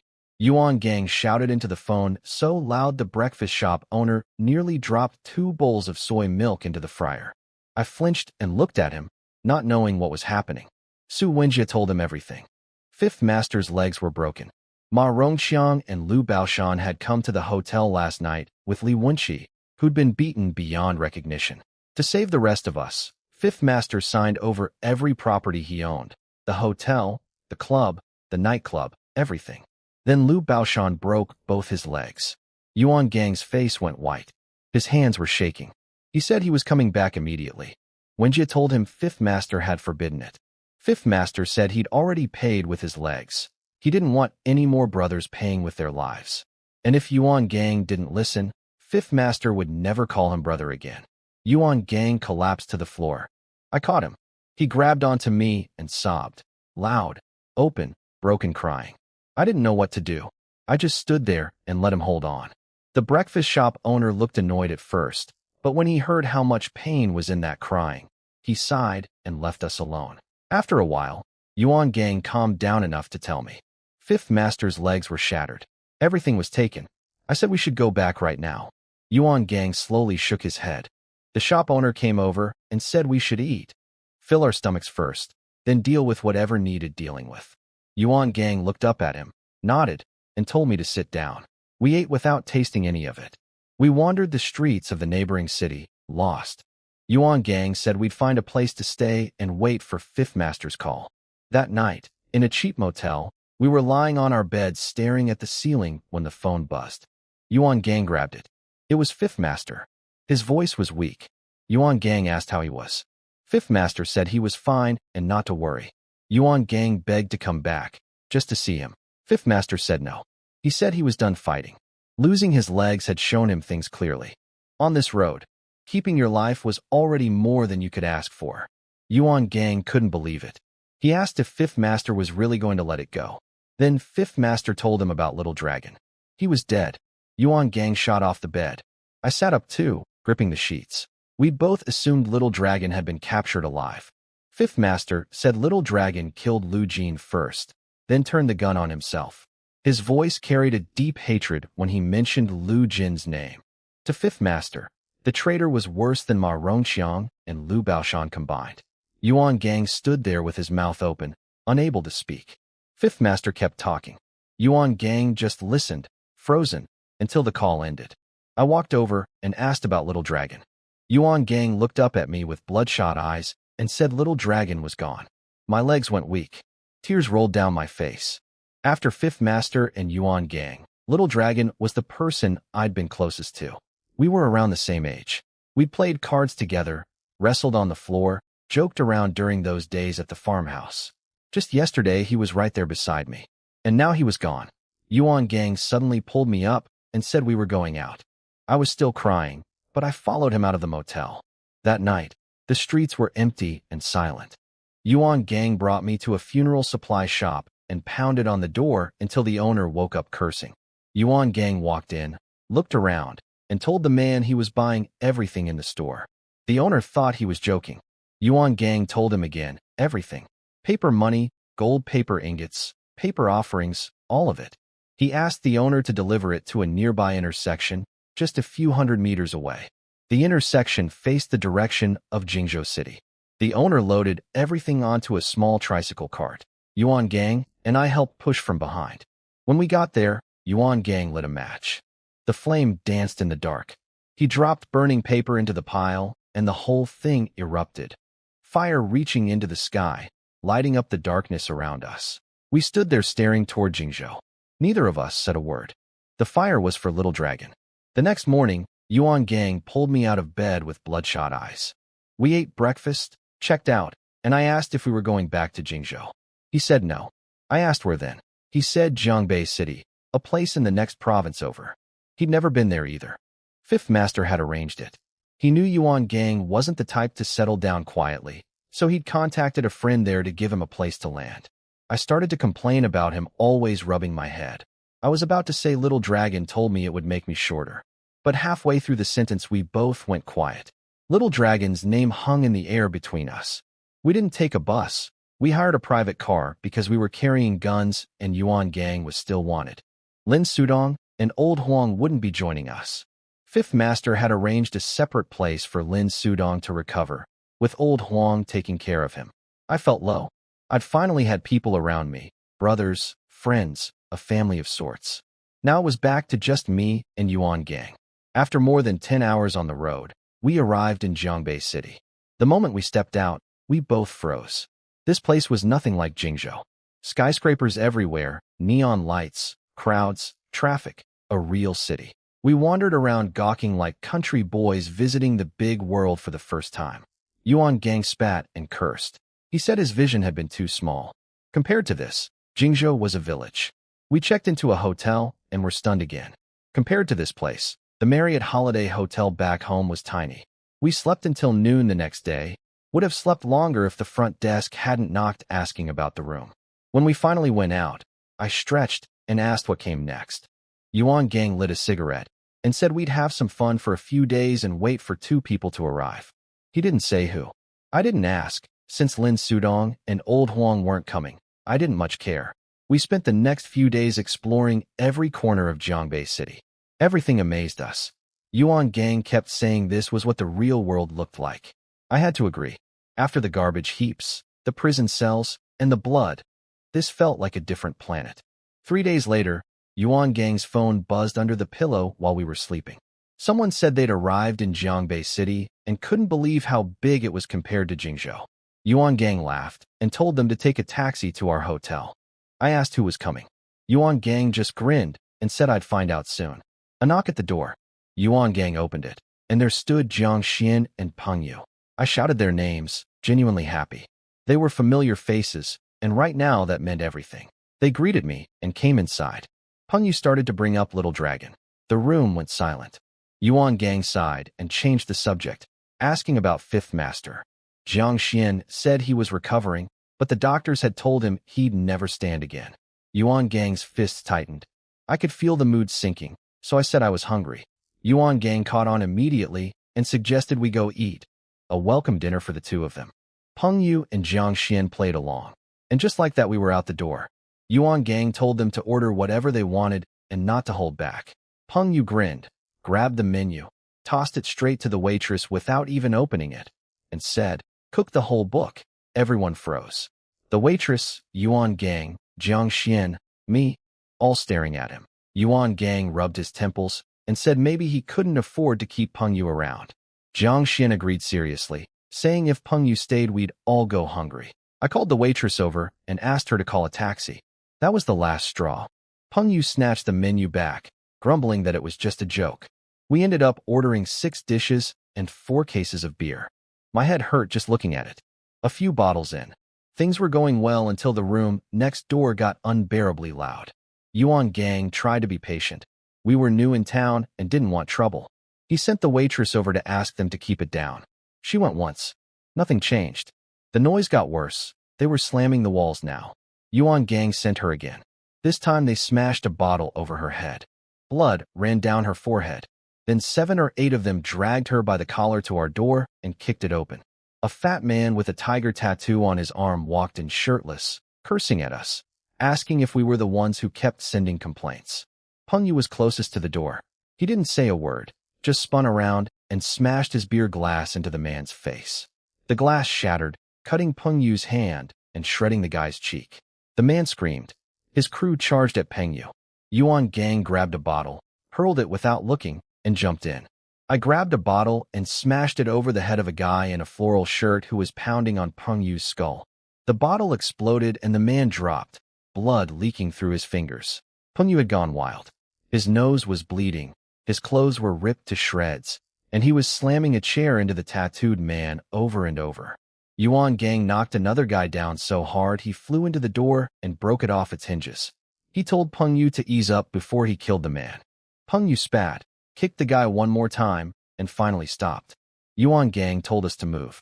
The floor was covered in bodies, 7 or 8 of them bleeding and groaning. He couldn't stick around. The police would be coming. He dropped money on the counter for our meal. The restaurant owner tried to stop us, saying he'd called the police and we had to stay and pay for damages. Peng Yu whipped around and screamed at him. We'd been minding our own business when those guys came looking for trouble. Yuan Gang didn't even look at the owner. He just waved for us to follow and walked out. Back at the hotel, Yuan Gang said we couldn't stay there anymore. The tattooed man was hurt badly and police would come asking questions. Big hotels were too visible. He sent me upstairs since my clothes were the cleanest. I grabbed both travel bags. Yuan Gang's had cash and the guns. Peng Yu's was stuffed with clothes. Checked out and met them downstairs. Yuan Gang said we were heading to Yang'an District. Jiangbei City had 4 urban districts and 5 suburban ones. Yang'an was where Fifth Master's friend lived. We took a taxi and had the driver circle a few main streets first to get a feel for the area. The buildings were nicer than Jingzhou, but nothing compared to the city center. There were pool halls, karaoke bars, internet cafes, and card rooms everywhere. But Jiang Xian noticed there were no big entertainment venues. No clubs, no nightclubs. The driver laughed and explained. Yang'an was chaos. It was like the Wild West. People had tried opening nightclubs before, but a fight would break out every few days. You couldn't even keep up with repairs, let alone run a business. As for the police, if you paid enough, they'd look the other way even if a murderer was standing right in front of them. We all looked at each other. This place made Jingzhou look civilized. Yuan Gang had the driver stop at a decent-looking hotel. We checked into 2 rooms, Yuan Gang and I in one, Jiang Xian and Peng Yu next door. After washing up and changing, we went to a kebab place across the street. Yuan Gang ordered 100-something skewers and 4 cases of beer. I winced. Peng Yu asked what the plan was. Yuan Gang said he'd meet Fifth Master's contact tomorrow and figure things out after that. Peng Yu nodded and said there were plenty of guys back in Jingzhou who wanted to follow Yuan Gang here. He and Jiang Xian had barely talked them out of coming all at once. Yuan Gang asked how many guys were ready to come. Peng Yu said at least a dozen, maybe more if they asked around. Yuan Gang nodded. Once we got our footing here, he'd bring them all over. Peng Yu said he'd send word back to Jingzhou and tell them to get ready. We drank well that night. No trouble found us this time, and we slept straight through to morning. Yuan Gang shook me awake and said we were going out. He needed to meet Fifth Master's contact, and he'd also forgotten to buy me a phone. We went to a breakfast place a few hundred meters from the hotel. Yuan Gang spotted someone in the corner and called out, "Brother Ji." A man in his 50s stood up and embraced him. His name was Ji Rong. He ran a dance hall and a card room in Yang'an and had some local reputation. Ji Rong told Yuan Gang that Fifth Master had already called him. He said Yuan Gang could do whatever he wanted in Yang'an, and if he needed help, just ask. Yuan Gang thanked him simply, said they'd let their actions speak. Ji Rong sighed and said he felt ashamed he couldn't help Fifth Master when things fell apart. Yuan Gang's face darkened, but he told Ji Rong that Fifth Master understood. Ji Rong patted Yuan Gang's shoulder and said when the day came to go back and get revenge, he'd go with him. Ji Rong introduced 2 men with him, Qi Pengfei and Wang Xiaohua, his guys. Yuan Gang introduced me as his brother. Then Ji Rong asked what Yuan Gang planned to do here. Yuan Gang said he knew nightclubs, but he'd heard they couldn't survive in Yang'an. Ji Rong slammed the table so hard everyone in the shop jumped. He told us the story. Years ago, when he came back from Jingzhou, he'd built a nightclub just like the Marriott. Business was great, which made people jealous. One man in particular, a local troublemaker, sent people to wreck the place constantly. This guy was like a stray dog you couldn't shake. He wouldn't fight directly. He'd just send kids to smash things up. Ji Rong couldn't repair the place fast enough. Eventually, the nightclub went under, and Ji Rong used what was left to open his current dance hall and card room. Yuan Gang asked if there was bad blood between them. Ji Rong said no. That was what made it worse. The man was just a shit-stirrer who couldn't stand seeing anyone else succeed. Ji Rong warned Yuan Gang that if he wanted to make it in Yang'an, he had to watch out for this man. His name was Li Erpi. He ran an arcade on West Street, and his crew was a bunch of teenagers with dyed red and green hair. Ji Rong called them traffic lights. Yuan Gang asked how a guy running an arcade could cause so much trouble. Ji Rong explained. Li Erpi's cousin was the deputy chief of Yang'an's police bureau. That's why nobody had ever taken him out. And the kids working for him were dangerous precisely because they had no sense of limits. They'd go further than grown men because they didn't understand consequences. Yuan Gang took it all in. Ji Rong said he'd think things over and invited us to dinner that evening as a welcome.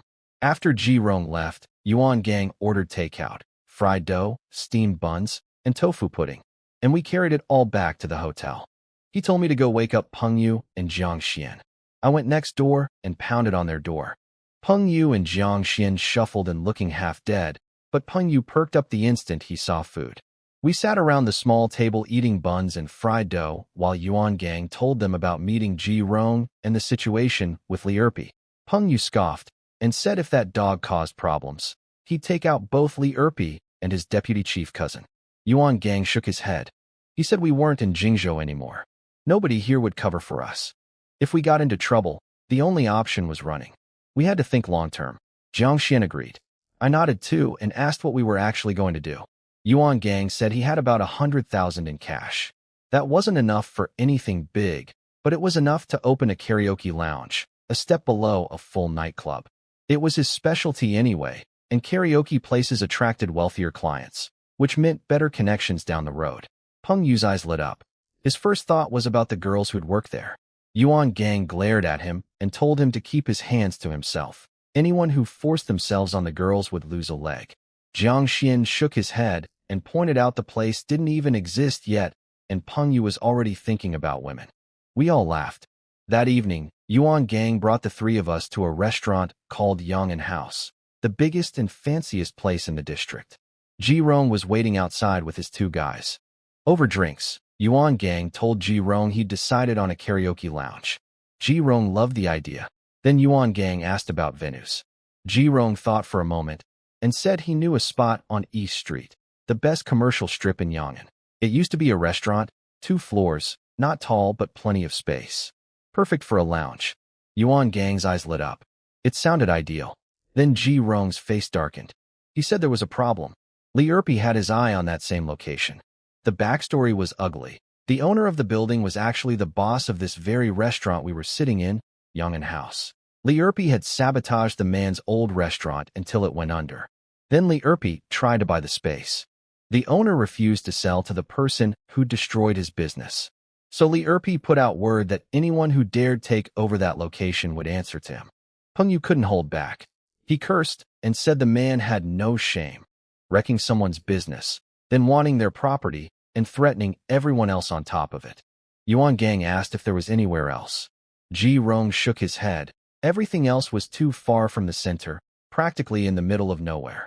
Peng Yu, with the beard doing his talking, said again that he'd just kill Li Erpi and his cousin. Ji Rong and his guys stared at each other, not sure what to make of this kid. Yuan Gang glared at Peng Yu and told him to shut up.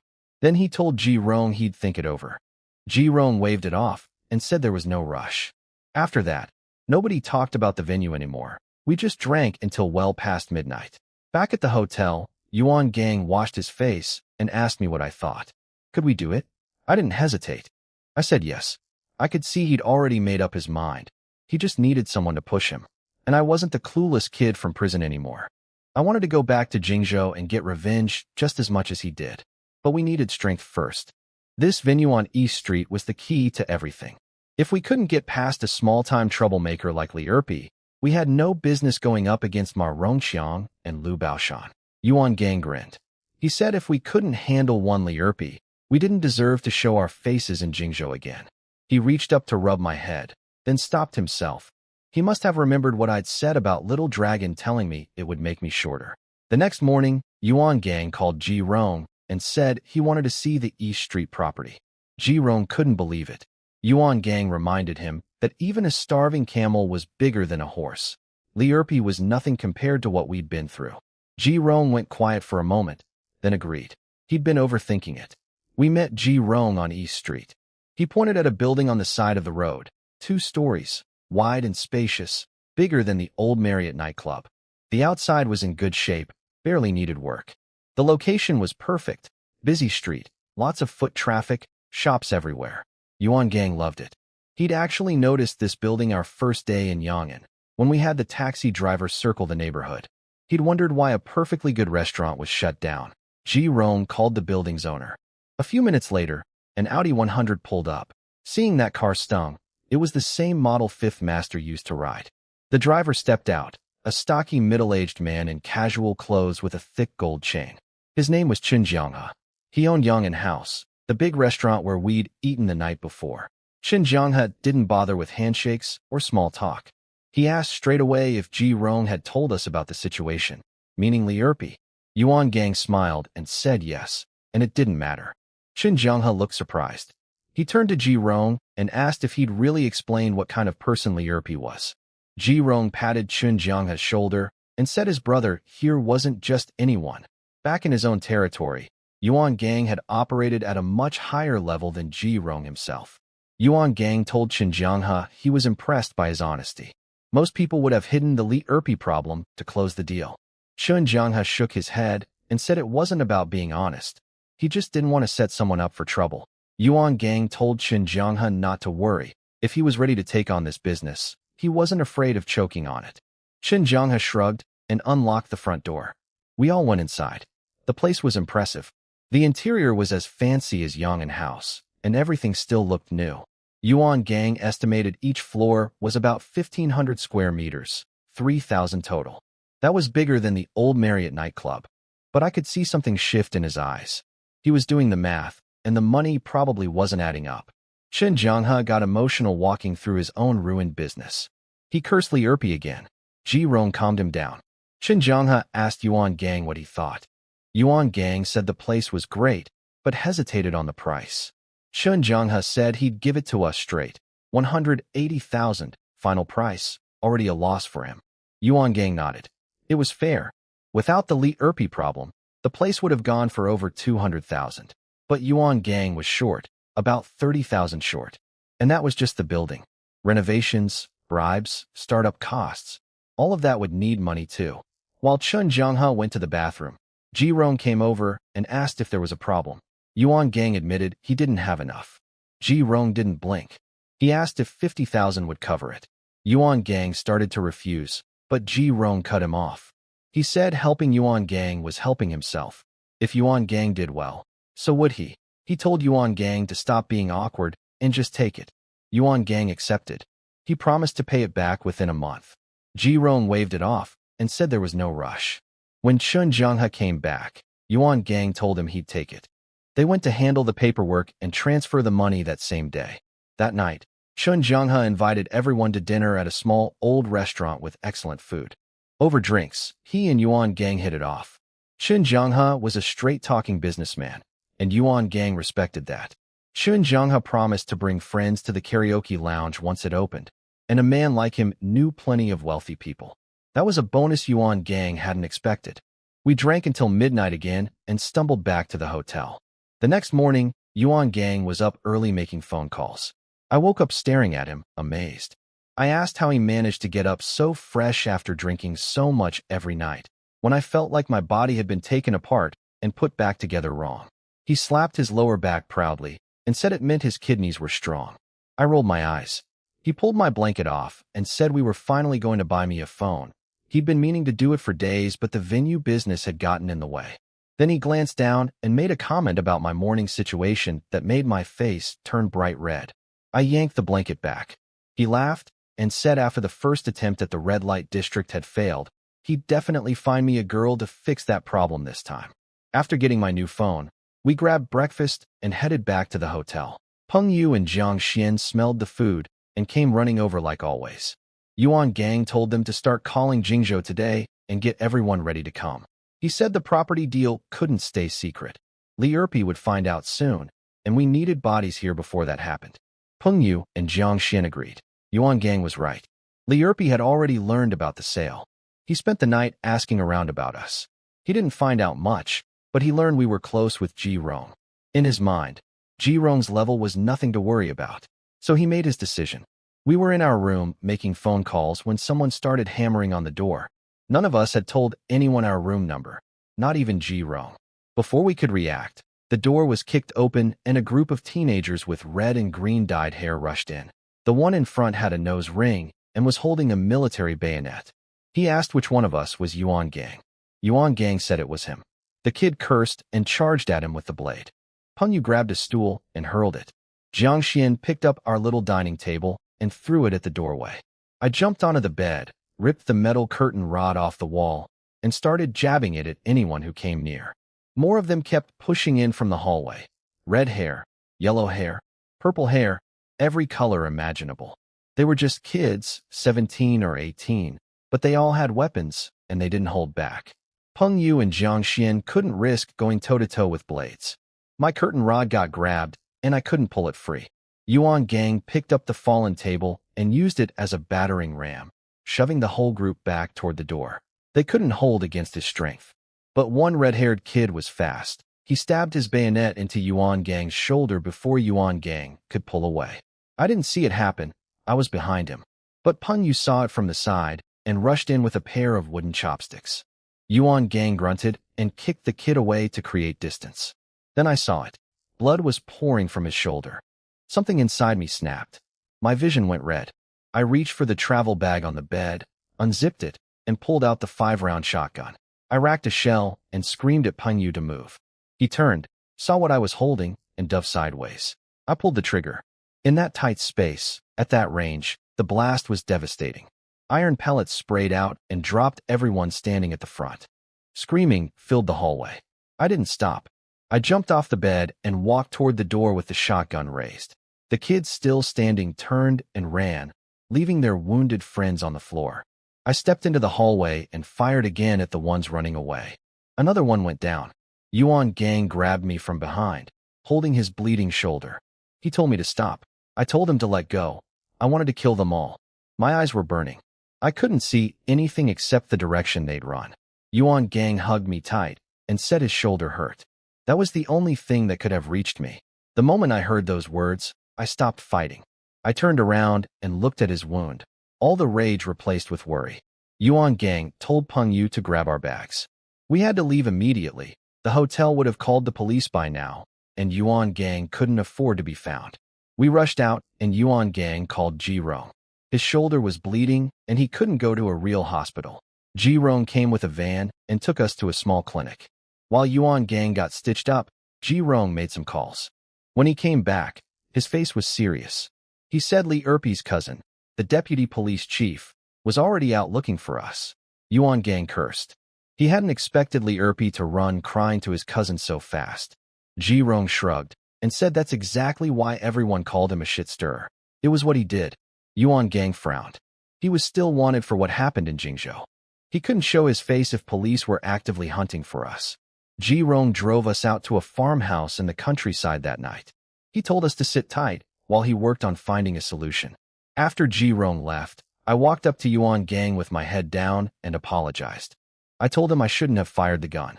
He shook his head and said I wasn't wrong. Without those 2 shots, we would have been trapped in that hotel room. But then he got serious. He told me never to use a gun unless there was absolutely no other choice. He said guns don't just hurt the people you shoot, they hurt you too. I could tell he was afraid. Not of the gun itself, but of what I might become. He didn't want to lose me. I nodded and promised. Days passed with no word from Ji Rong, but the guys from Jingzhou arrived first. Over 20 of them showed up at the bus station. Yuan Gang told Peng Yu not to bring them to us. Too many people in one spot would draw attention. He said find them a place to stay and tell them to keep quiet. Then Ji Rong finally called. He sounded excited. He'd found a connection. The political commissar of the local police bureau, same department as Li Erpi's cousin, but a different person entirely.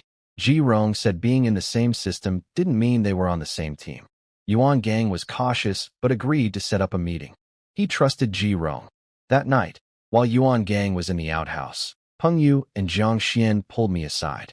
They wanted to know if I thought this political commissar thing was reliable. I told them the truth. I had my doubts too. If Ji Rong could have connected with someone powerful enough to deal with Li Erpi, he would have done it years ago when his own nightclub was being destroyed. The fact that this connection was only appearing now didn't sit right with me. I wasn't the clueless kid anymore. I'd been watching and learning from Yuan Gang long enough to understand how these things worked. Something about this felt off. Peng Yu slapped his leg. He was glad I shared their concerns. Jiang Xian asked if we should make preparations, meaning position the Jingzhou guys nearby as backup. I hesitated. I didn't want to go behind Yuan Gang's back. But Peng Yu said Yuan Gang would never agree. It would look like we didn't trust Ji Rong. I told them to let me think about it. 2 days later, Ji Rong came to pick us up. The meeting was set. Yuan Gang had prepared 15,000 for the political commissar, 5 more than Ji Rong had suggested. Yuan Gang said business relationships shouldn't be one-time deals. Better to be generous now and build something lasting. Ji Rong was impressed. We went to a small restaurant tucked in an alley off East Street. Ji Rong had reserved a private room. I looked at the bottles of liquor on the table, and my stomach turned.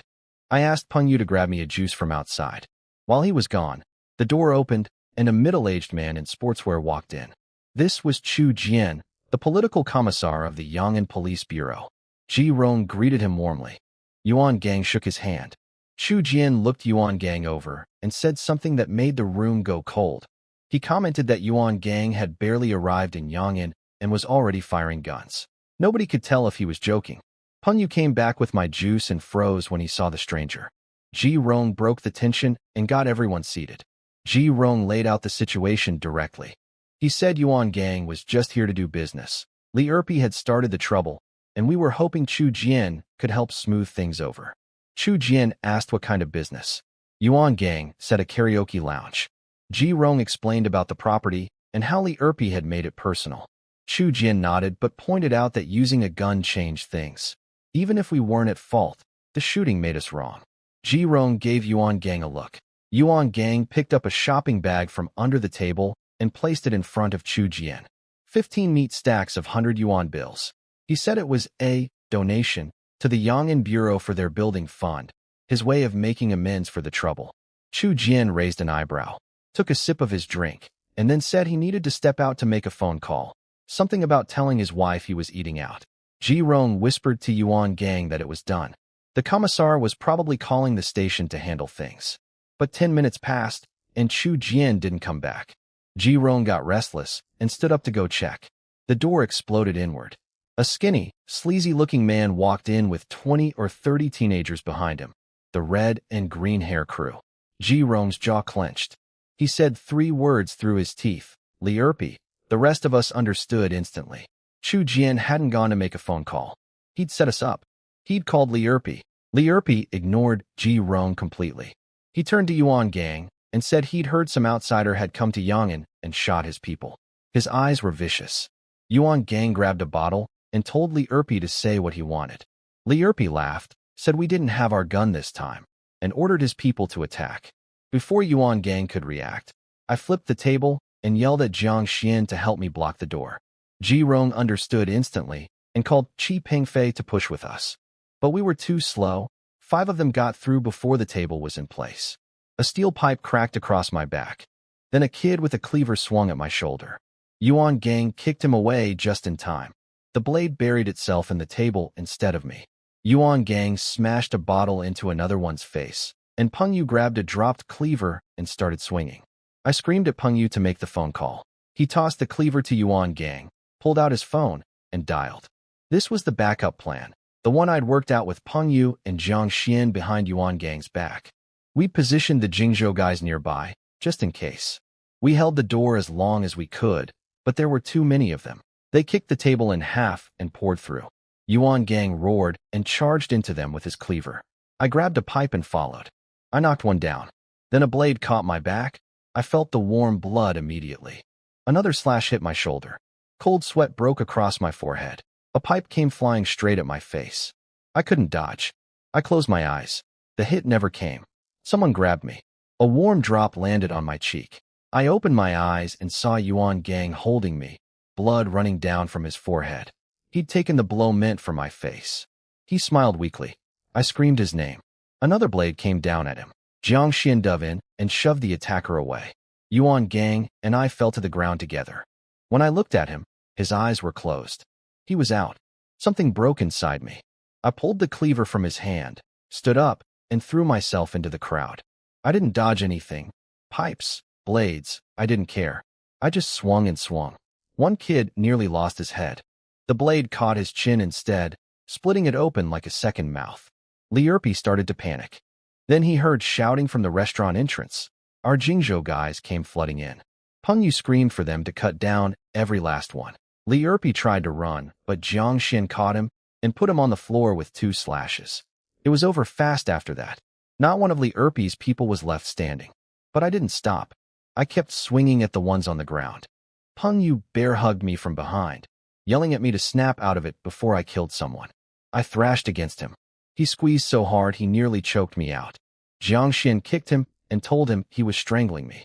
Peng Yu let go and I doubled over, gasping. I told them to go check on Yuan Gang. They ran over. Peng Yu said he was unconscious with a gash on his head. He needed a hospital right away. Ji Rong stepped forward. His face was heavy with guilt. He said he'd take Yuan Gang himself. He told Qi Pengfei to stay with me since we didn't know the area.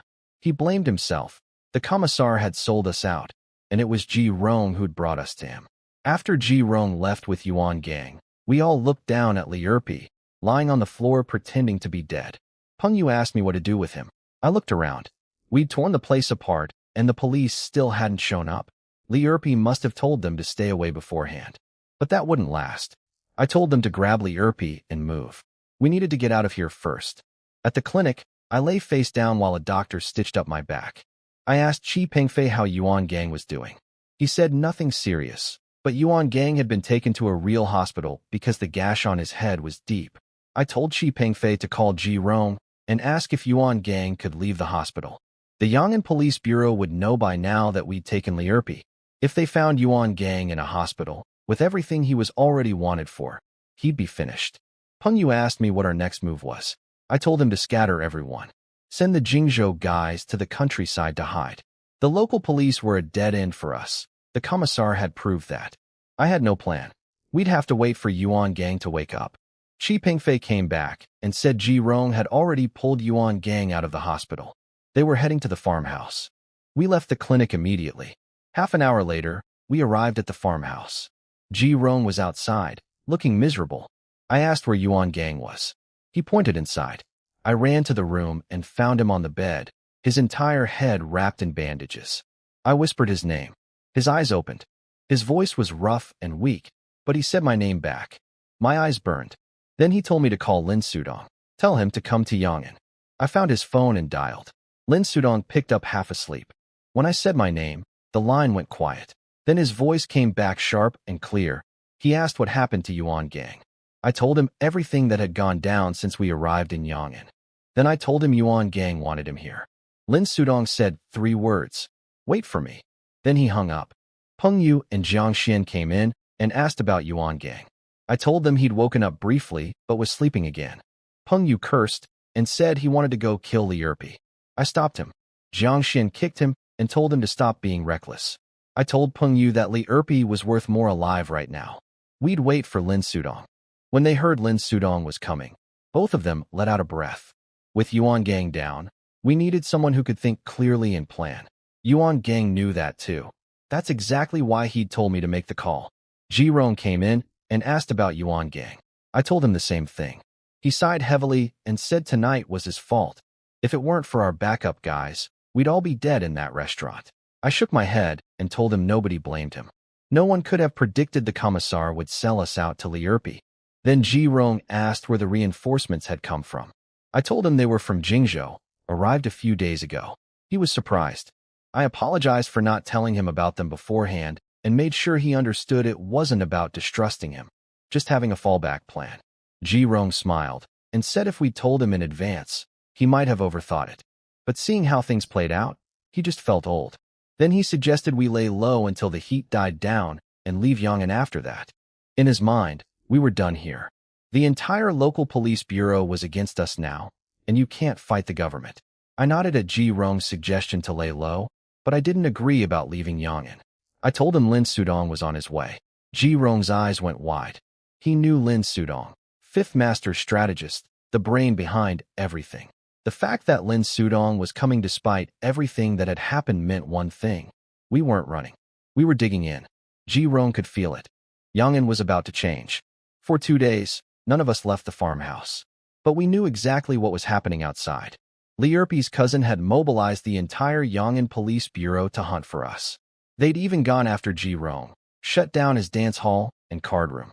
The whole district was buzzing with rumors. I kept asking Yuan Gang how he was feeling. He finally told me to stop. I'd asked 3 times in the last hour, and my questions were giving him a worse headache than the wound. Then his phone buzzed. Lin Sudong. He'd arrived at the village entrance. Yuan Gang told me to go get him. I jumped up to leave. He stopped me and made me take the Black Star. I said it was just the village entrance. He glared at me and said he didn't want to lose his brother over a few minutes of laziness. I tucked the gun in my waistband and ran out. At the village entrance, a Santana was parked by the road. A man stood beside it, hands on his hips, looking around. It was Lin Sudong. He smiled when he saw me and said I'd gotten dark from the sun. I noticed the car. It was Yuan Gang's Santana. Lin Sudong said his own car had been totaled in the crash, so he'd been driving Yuan Gang's. Then the back door opened, and Li Wenqi stepped out. I hadn't expected him. And Lin Sudong pointed at the passenger seat. Old Huang was in there too, just in case Yuan Gang's injuries were worse than we thought. I pressed my face against the window to peek at Old Huang. He rolled it down and snapped at me, asking what I was staring at. He wasn't a pretty girl. I grinned and told him he should change his name to Big Yellow, like a dog. He was about to explode, but Lin Sudong cut in and told everyone to get in the car. I directed them to the farmhouse. Lin Sudong walked in, saw Yuan Gang's bandaged head, and sighed. He asked if Yuan Gang had stumbled. Yuan Gang nodded and said he'd been stumbling non-stop since he got here, one fall after another, and he couldn't catch his breath anymore. Lin Sudong mentioned he'd called Su Wenjie recently. Fifth Master was doing well. He'd taken up reading books. Yuan Gang's eyes glistened when he heard that. He just said, "That's good." Then Lin Sudong got down to business. He asked who Yuan Gang had managed to offend. Yuan Gang said it without blinking, the entire Yang'an Police Bureau. Lin Sudong rubbed his forehead and said Yuan Gang really knew how to go big. Yuan Gang stared at him flatly and said if it were a small problem, why would he have called Lin Sudong here? Lin Sudong cursed under his breath and muttered that he must have owed Yuan Gang something in a past life. All he ever did was clean up after him. Yuan Gang ignored him completely, rolled over, and went to sleep. Lin Sudong walked out of the room, shaking his head. That night, after everyone else was asleep, Lin Sudong came back. They talked about how to break through. Yuan Gang asked if he had any ideas. Lin Sudong said 4 words. Money paves roads, liquor builds bridges. Yuan Gang asked which road. Lin Sudong said if they were going to put down roots here, they should plant them deep. Yang'an's soil was too shallow. He'd spend the next couple of days looking at the layer underneath, meaning he'd go above the local police bureau, straight to the city level. Yuan Gang frowned and asked if they'd brought enough fertilizer. This wasn't Jingzhou. Things cost more here, and small gestures wouldn't grow anything. The next morning, Lin Sudong left quietly with Li Wenqi. I asked Yuan Gang where they went. He just said they were handling business. I knew not to push. Meanwhile, the Yang'an police spent 3 days searching and didn't catch a single one of us. Li Erpi's cousin, Deputy Chief Chen Lisan, was furious. He expanded the search and even borrowed officers from neighboring districts. 2 days later, Ji Rong got word they were closing in on our farmhouse. Yuan Gang cursed and wondered if Li Erpi was actually Chen Lisan's secret son, not his cousin. Ji Rong told him to focus. We needed to move. Yuan Gang thought for a moment, then slapped his thigh. He said we should go back to the center of town. The police were searching outward, toward the edges. They'd never expect us to be right under their noses. Ji Rong thought it was risky. Yuan Gang said the most dangerous place was the safest place. That night, Qi Pingfei brought a van. 8 of us squeezed in. Me, Yuan Gang, Peng Yu, Jiang Xian, Old Huang, Ji Rong, Qi Pingfei, and Li Erpi as our prisoner. We crept back into the city center without hitting a single checkpoint. The police had all their roadblocks aimed at the exits. We split up. Yuan Gang, Ji Rong, and I took Li Erpi to a small hotel called the Ginkgo Inn. Peng Yu, Jiang Xian, and Qi Pingfei stayed at another place a few dozen meters away. Old Huang went off on his own. Yuan Gang didn't want him getting dragged into anything. For the next few days, it worked perfectly. Police swarmed the countryside while we sat in our rooms playing cards and drinking. Then on the 5th night, Qi Pingfei ran out of cigarettes. He snuck downstairs to buy some, and a local punk recognized him. There was a bounty on all of us. The punk called the police immediately. Chen Lisan came personally. I happened to be sitting by the window, doing what I always do at night, watching the stars. I noticed shadows moving along the building walls below. I looked closer and saw police uniforms. I woke Yuan Gang and Ji Rong. They scrambled to get dressed. But then I realized something strange. The police weren't heading toward our hotel. They were going toward the one where Peng Yu's group was staying. Yuan Gang figured it out at the same time. He grabbed the Black Star and said he'd go warn them. Ji Rong blocked him and tried to take the gun himself, saying he'd go create a distraction. While they argued, I slipped the gun out of Yuan Gang's jacket pocket, opened the door, and ran downstairs before either of them could stop me. I heard Yuan Gang scream my name, but I was already gone. When I hit the street, my body was shaking and my stomach was churning. I forced myself to run in the opposite direction from the police. I raised the gun and fired 2 shots into the air. The blasts tore through the quiet night. Every officer froze and turned toward the sound. They saw a figure running away from them into the darkness. Chen Lisan screamed for them to chase me. 7 or 8 officers broke off and ran after me. The rest stormed Peng Yu's hotel. I ran as hard as I could, ducking through alleys and side streets, but I couldn't shake them. A gunshot cracked behind me, and I felt the wind against my ear. The bullet grazed past my face, burning my skin. I threw myself around a corner, pressed against the wall, and fired back 3 times without looking. I had no idea where the bullets went, but it didn't matter. The officers scattered and dove for cover. That was all I needed. I ran again, disappearing into the dark. I ran until I couldn't hear anyone behind me. I stopped to catch my breath and called Yuan Gang. He picked up immediately, frantic. I told him I was fine and asked about Ping Yu's group. He said they'd all made it. When they heard my gunshots, they jumped from the second-floor window before the police reached them. Yuan Gang and Ji Rong had also escaped with Li Erpi and were hiding in a junkyard. I started to tell him where I was, but then I heard footsteps. I hung up and pulled the gun out. I was hiding in an abandoned shack. The footsteps got louder. It was the same officers who'd been chasing me. They were heading straight for my hiding spot. I crouched lower and gripped the gun, but it was no use. They kept coming closer. I bolted. Someone screamed for me to stop. Gunshots cracked behind me. Pain flared in my arm. I'd been hit. I clenched my jaw and kept running without looking at the wound. Then I hit a dead end. I pressed myself behind a big metal garbage bin in the corner. Blood was dripping from my arm onto the ground. I curled up as small as I could and prayed they wouldn't find me. But they did. They followed the blood trail right to the alley. They didn't rush in, though. They knew I had a gun. They called for backup. I pulled out my phone and called Yuan Gang. When he answered, I told him I couldn't get away. My voice was shaking. He asked where I was. I said I didn't know, but told him not to worry. I wouldn't let them take me alive. He panicked. He begged me not to do anything stupid. He said if they wanted to arrest me, let them. He'd get me out. He was crying. I'd never heard him cry like that, not even when Fifth Master lost his legs. A police car screeched to a halt outside the alley. A megaphone blared, telling me to drop the weapon and come out. Yuan Gang heard it through the phone. He begged me again. He said please don't make him lose another brother. I looked up at the stars. Little Dragon's face floated into my mind. I thought about what he'd done, the gun to his own head, the trigger pulled. For a moment, I'd been thinking the same thing. I took a long breath and told Yuan Gang I'd listen to him.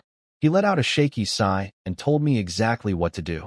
Throw the gun away, raise my hands, walk out slowly, don't resist. I dropped the phone. I dropped the gun. I stood up, held my bleeding arm, and walked out of the alley. Flashlights hit me from every direction. Guns pointed at me. 2 officers rushed in, tackled me to the ground, and wrenched my arms behind my back. The pain in my shot arm was blinding, but I didn't make a sound. A man walked up and stood over me. Deputy Chief Chen Leeson. He asked my name. I told him. He turned around and said 2 words, take him. At the Yong'an police station, they bandaged my arm. It was just a graze, the bullet hadn't gone through. Then they brought me to an interrogation room. An officer started asking questions. Name, Yu Fei. Gender, male. Age, I don't know. He looked up, annoyed. He thought I was playing games.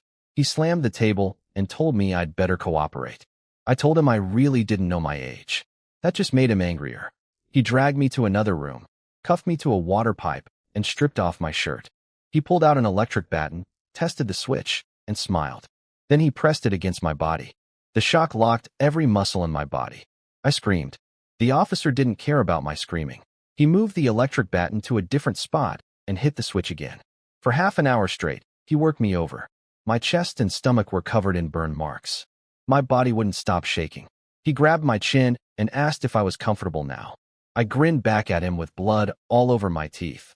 I'd bitten through my own lips, trying not to scream. He called me stubborn and raised the baton again. Then the door opened. Deputy Chief Chen Leeson walked in. The officer greeted him casually, like this was routine. Chen Leeson glanced at me and asked if I was cooperating. The officer said my mouth was tough. Chen Leeson told him to leave. Once we were alone, he asked where Yuan Gang was. I said I didn't know. He told me to think carefully before answering again. I started to say, I don't, and he grabbed my arm and pressed his thumb directly into my wound. The stitches popped. Blood soaked through the bandage and onto his finger. He asked again. I head-butted him in the nose. Blood poured down his face. His eyes watered. He grabbed a police baton from the wall and beat me until I blacked out. The last thing I felt was a baton cracking across my forehead. I woke up in a hospital. White walls again. My arm had been restitched, my head was bandaged, and my ribs ached. Before I could look around, the door opened and Chen Leeson walked in. He asked if I was ready to talk now. I smiled and told him to go to hell. He leaned over and pressed his palm against my ribs. The pain was blinding. Then a voice came from the doorway. Chun, Chen Lisan turned around, surprised. It was Zhang Wenfu, the actual chief of the Yang'an Police Bureau, Chen Lisan's boss. Zhang told him to step outside. They left together. Half an hour later, they came back. Chen Lisan's face was dark, but he said nothing. Zhang Wenfu walked to my bed with a smile. He asked if my name was Yufei. I nodded. Then he said something that made no sense. He said there'd been a misunderstanding between me and Chen Lisan, and he hoped I wouldn't hold it against anyone. Before I could process that, footsteps pounded down the hallway, and Yuan Gang burst through the door with Peng Yu and Jiang Xian behind him. He called my name. I stared at him, not believing he was real. I called him brother. Then my brain caught up. There were police in this room. I screamed at him to run.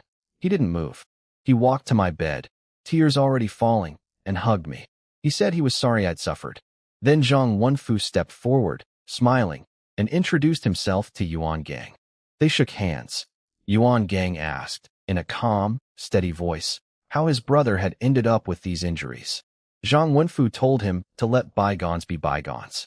He said it was all a misunderstanding, and since Yuan Gang was going to be doing business in Yang'an, they should all be friends. Yuan Gang's face flickered with something sharp, but he swallowed it.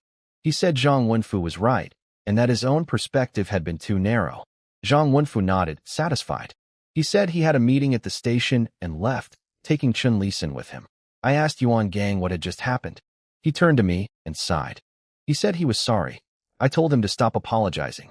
I didn't know the details yet, but I could see the result. We weren't hiding anymore, and I wasn't going to prison. Whatever Lin Sudong had done while he was away, it had worked. He'd gone above the local police, found someone bigger, and pulled the right strings. The nightmare with Yang'an's police bureau was over. I learned the full story later, piece by piece. The night I was captured, Yuan Gang beat Li Erpi half to death. Then he called Lin Sudong, who'd been out working contacts for days. Lin Sudong said he'd made contact with someone important, but the person's appetite was big, meaning they wanted a lot of money. Yuan Gang told him to pay whatever it took, even if it was 500,000 or 1 million. Lin Sudong thought he'd lost his mind. Then Yuan Gang told him I'd been arrested. Lin Sudong went quiet. He said nothing could happen until morning and told Yuan Gang to sit tight. 2 days later, while I was lying unconscious in the hospital after Chen Lisan's beating, a phone rang in the Yang'an Police Bureau Chief's office. Zhang Wenfu picked up. On the other end was Su Mingxiang, the Political and Legal Affairs Committee Secretary of Jiangbei City. That was several levels above anything in Yang'an. Su Mingxiang kept it casual at first, asking about the commotion in Yang'an lately. Zhang Wenfu tried to play it off, just catching some criminals, nothing special. But then Su Mingxiang's tone sharpened. He said law enforcement had to investigate facts properly and not confuse right and wrong. The message was crystal clear. Zhang Wenfu broke into a cold sweat. He hung up, cursed Chen Lisan's name, and rushed to the hospital. That's when he walked into my room, smiled at me, called the whole thing a misunderstanding, and then Yuan Gang came bursting through the door. Lin Sudong had done it.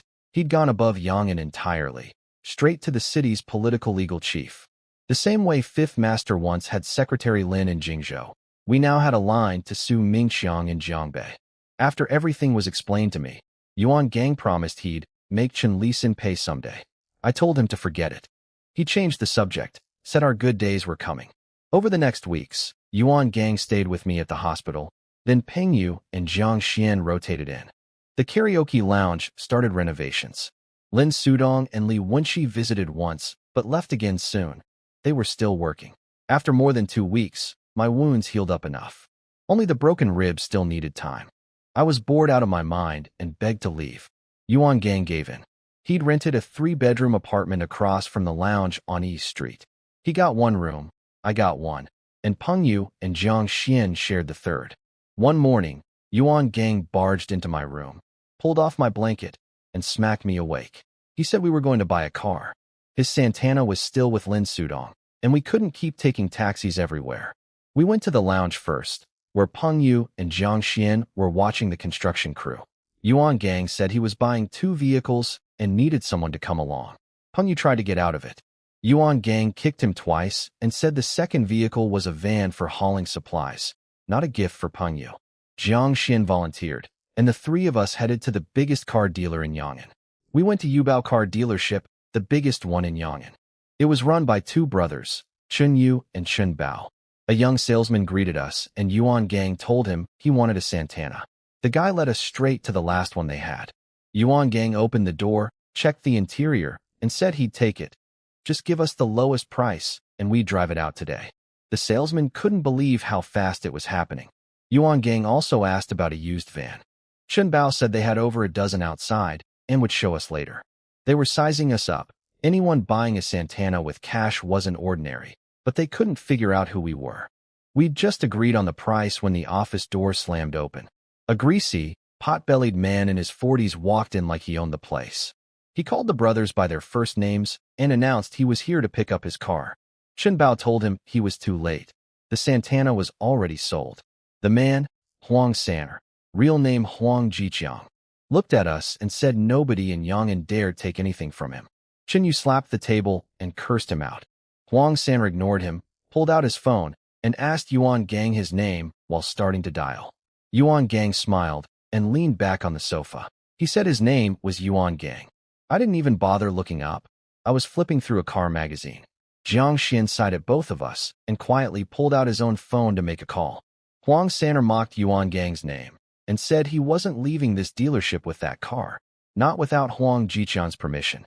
Yuan Gang stood up slowly, poked the man in the chest, and told him he'd be driving the car out today, and Huang Sanner would be bowing and waving goodbye while he did it. Huang Sanner raised his hand to slap Yuan Gang. I was already moving. I grabbed the glass ashtray off the table and smashed it over his head. It shattered. He hit the floor screaming, blood running through his fingers. Yuan Gang didn't even look at him. He grabbed my hand and checked if I'd cut myself. Chun Bao's eyes went wide. Chun Yu, though, he just smiled. He'd been frowning before, but now he looked entertained. Chun Bao whispered to his brother, asking what he was smiling about. Huang Sanner ran a pool hall and had real people behind him. Getting beaten in their shop meant trouble was coming for everyone. Chun Yu just said to sit back and enjoy the show. Sure enough, about a dozen guys came storming into the dealership minutes later. The leader, a young guy in a black jacket, saw Huang Sanner covered in blood and yelled his name. Huang Sanner pointed at us and screamed for them to kill us. They were about to charge when 7 or 8 taxis screeched to a halt outside. 20-something guys poured out with steel pipes and cleavers. A chubby kid named Xiao Yuan led the way. He walked in and called out, "Brother Gang." Everyone behind him did the same, 30 voices at once. Huang Sanner's crew froze. Yuan Gang smiled at Huang Sanner and asked if he wanted to test his luck against our people. It wasn't even close. Our guys looked like they ate people for breakfast, while Huang Sanner's crew looked like they'd wandered in from a schoolyard. Chun Bao was stunned.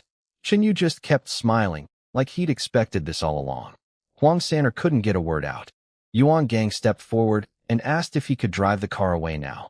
Huang Sanner nodded. Yuan Gang asked if he was still going to call him Water Tank. Huang Sanner shook his head so fast blood went flying from his wound. Yuan Gang patted Huang Sanner's cheek and told him to remember the name Yuan Gang. He said he'd taken over the old Jianghe restaurant on East Street, and if Huang Sanner ever needed to find him, that's where he'd be. Huang Sanner nodded like an obedient child. Jiang Xian and I almost laughed. Yuan Gang turned back to Chun Bao like nothing had happened and said we should finish the car deal.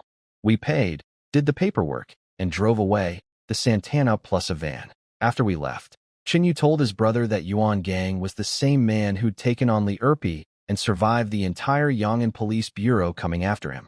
Chun Bao's eyes went wide. Chun Yu said Yong'an was about to change. Back home, I wanted to sleep, but Yuan Gang insisted on teaching me to drive. He found an empty lot, explained the clutch, the gears, the gas, and the brake, then let me try. I hit the gas too hard. The brand new Santana launched forward like a rocket. Yuan Gang grabbed his seat, face going white. But I loved it. I stomped the accelerator and tore around the lot, ignoring Yuan Gang screaming at me to slow down. After half an hour, I stepped out feeling great. Yuan Gang didn't move. He called out weakly and asked me to help him out of the car. His face was pale. I asked if he was sick. He looked at me, opened his mouth to answer, and threw up.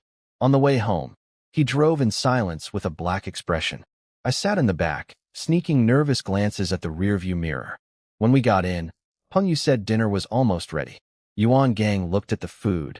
His stomach turned again, and he ran to his room. Peng Yu asked what happened. Before I could explain, Yuan Gang's door flew open. He pointed at Peng Yu and said, "Dead serious. Never let Yufei drive a car.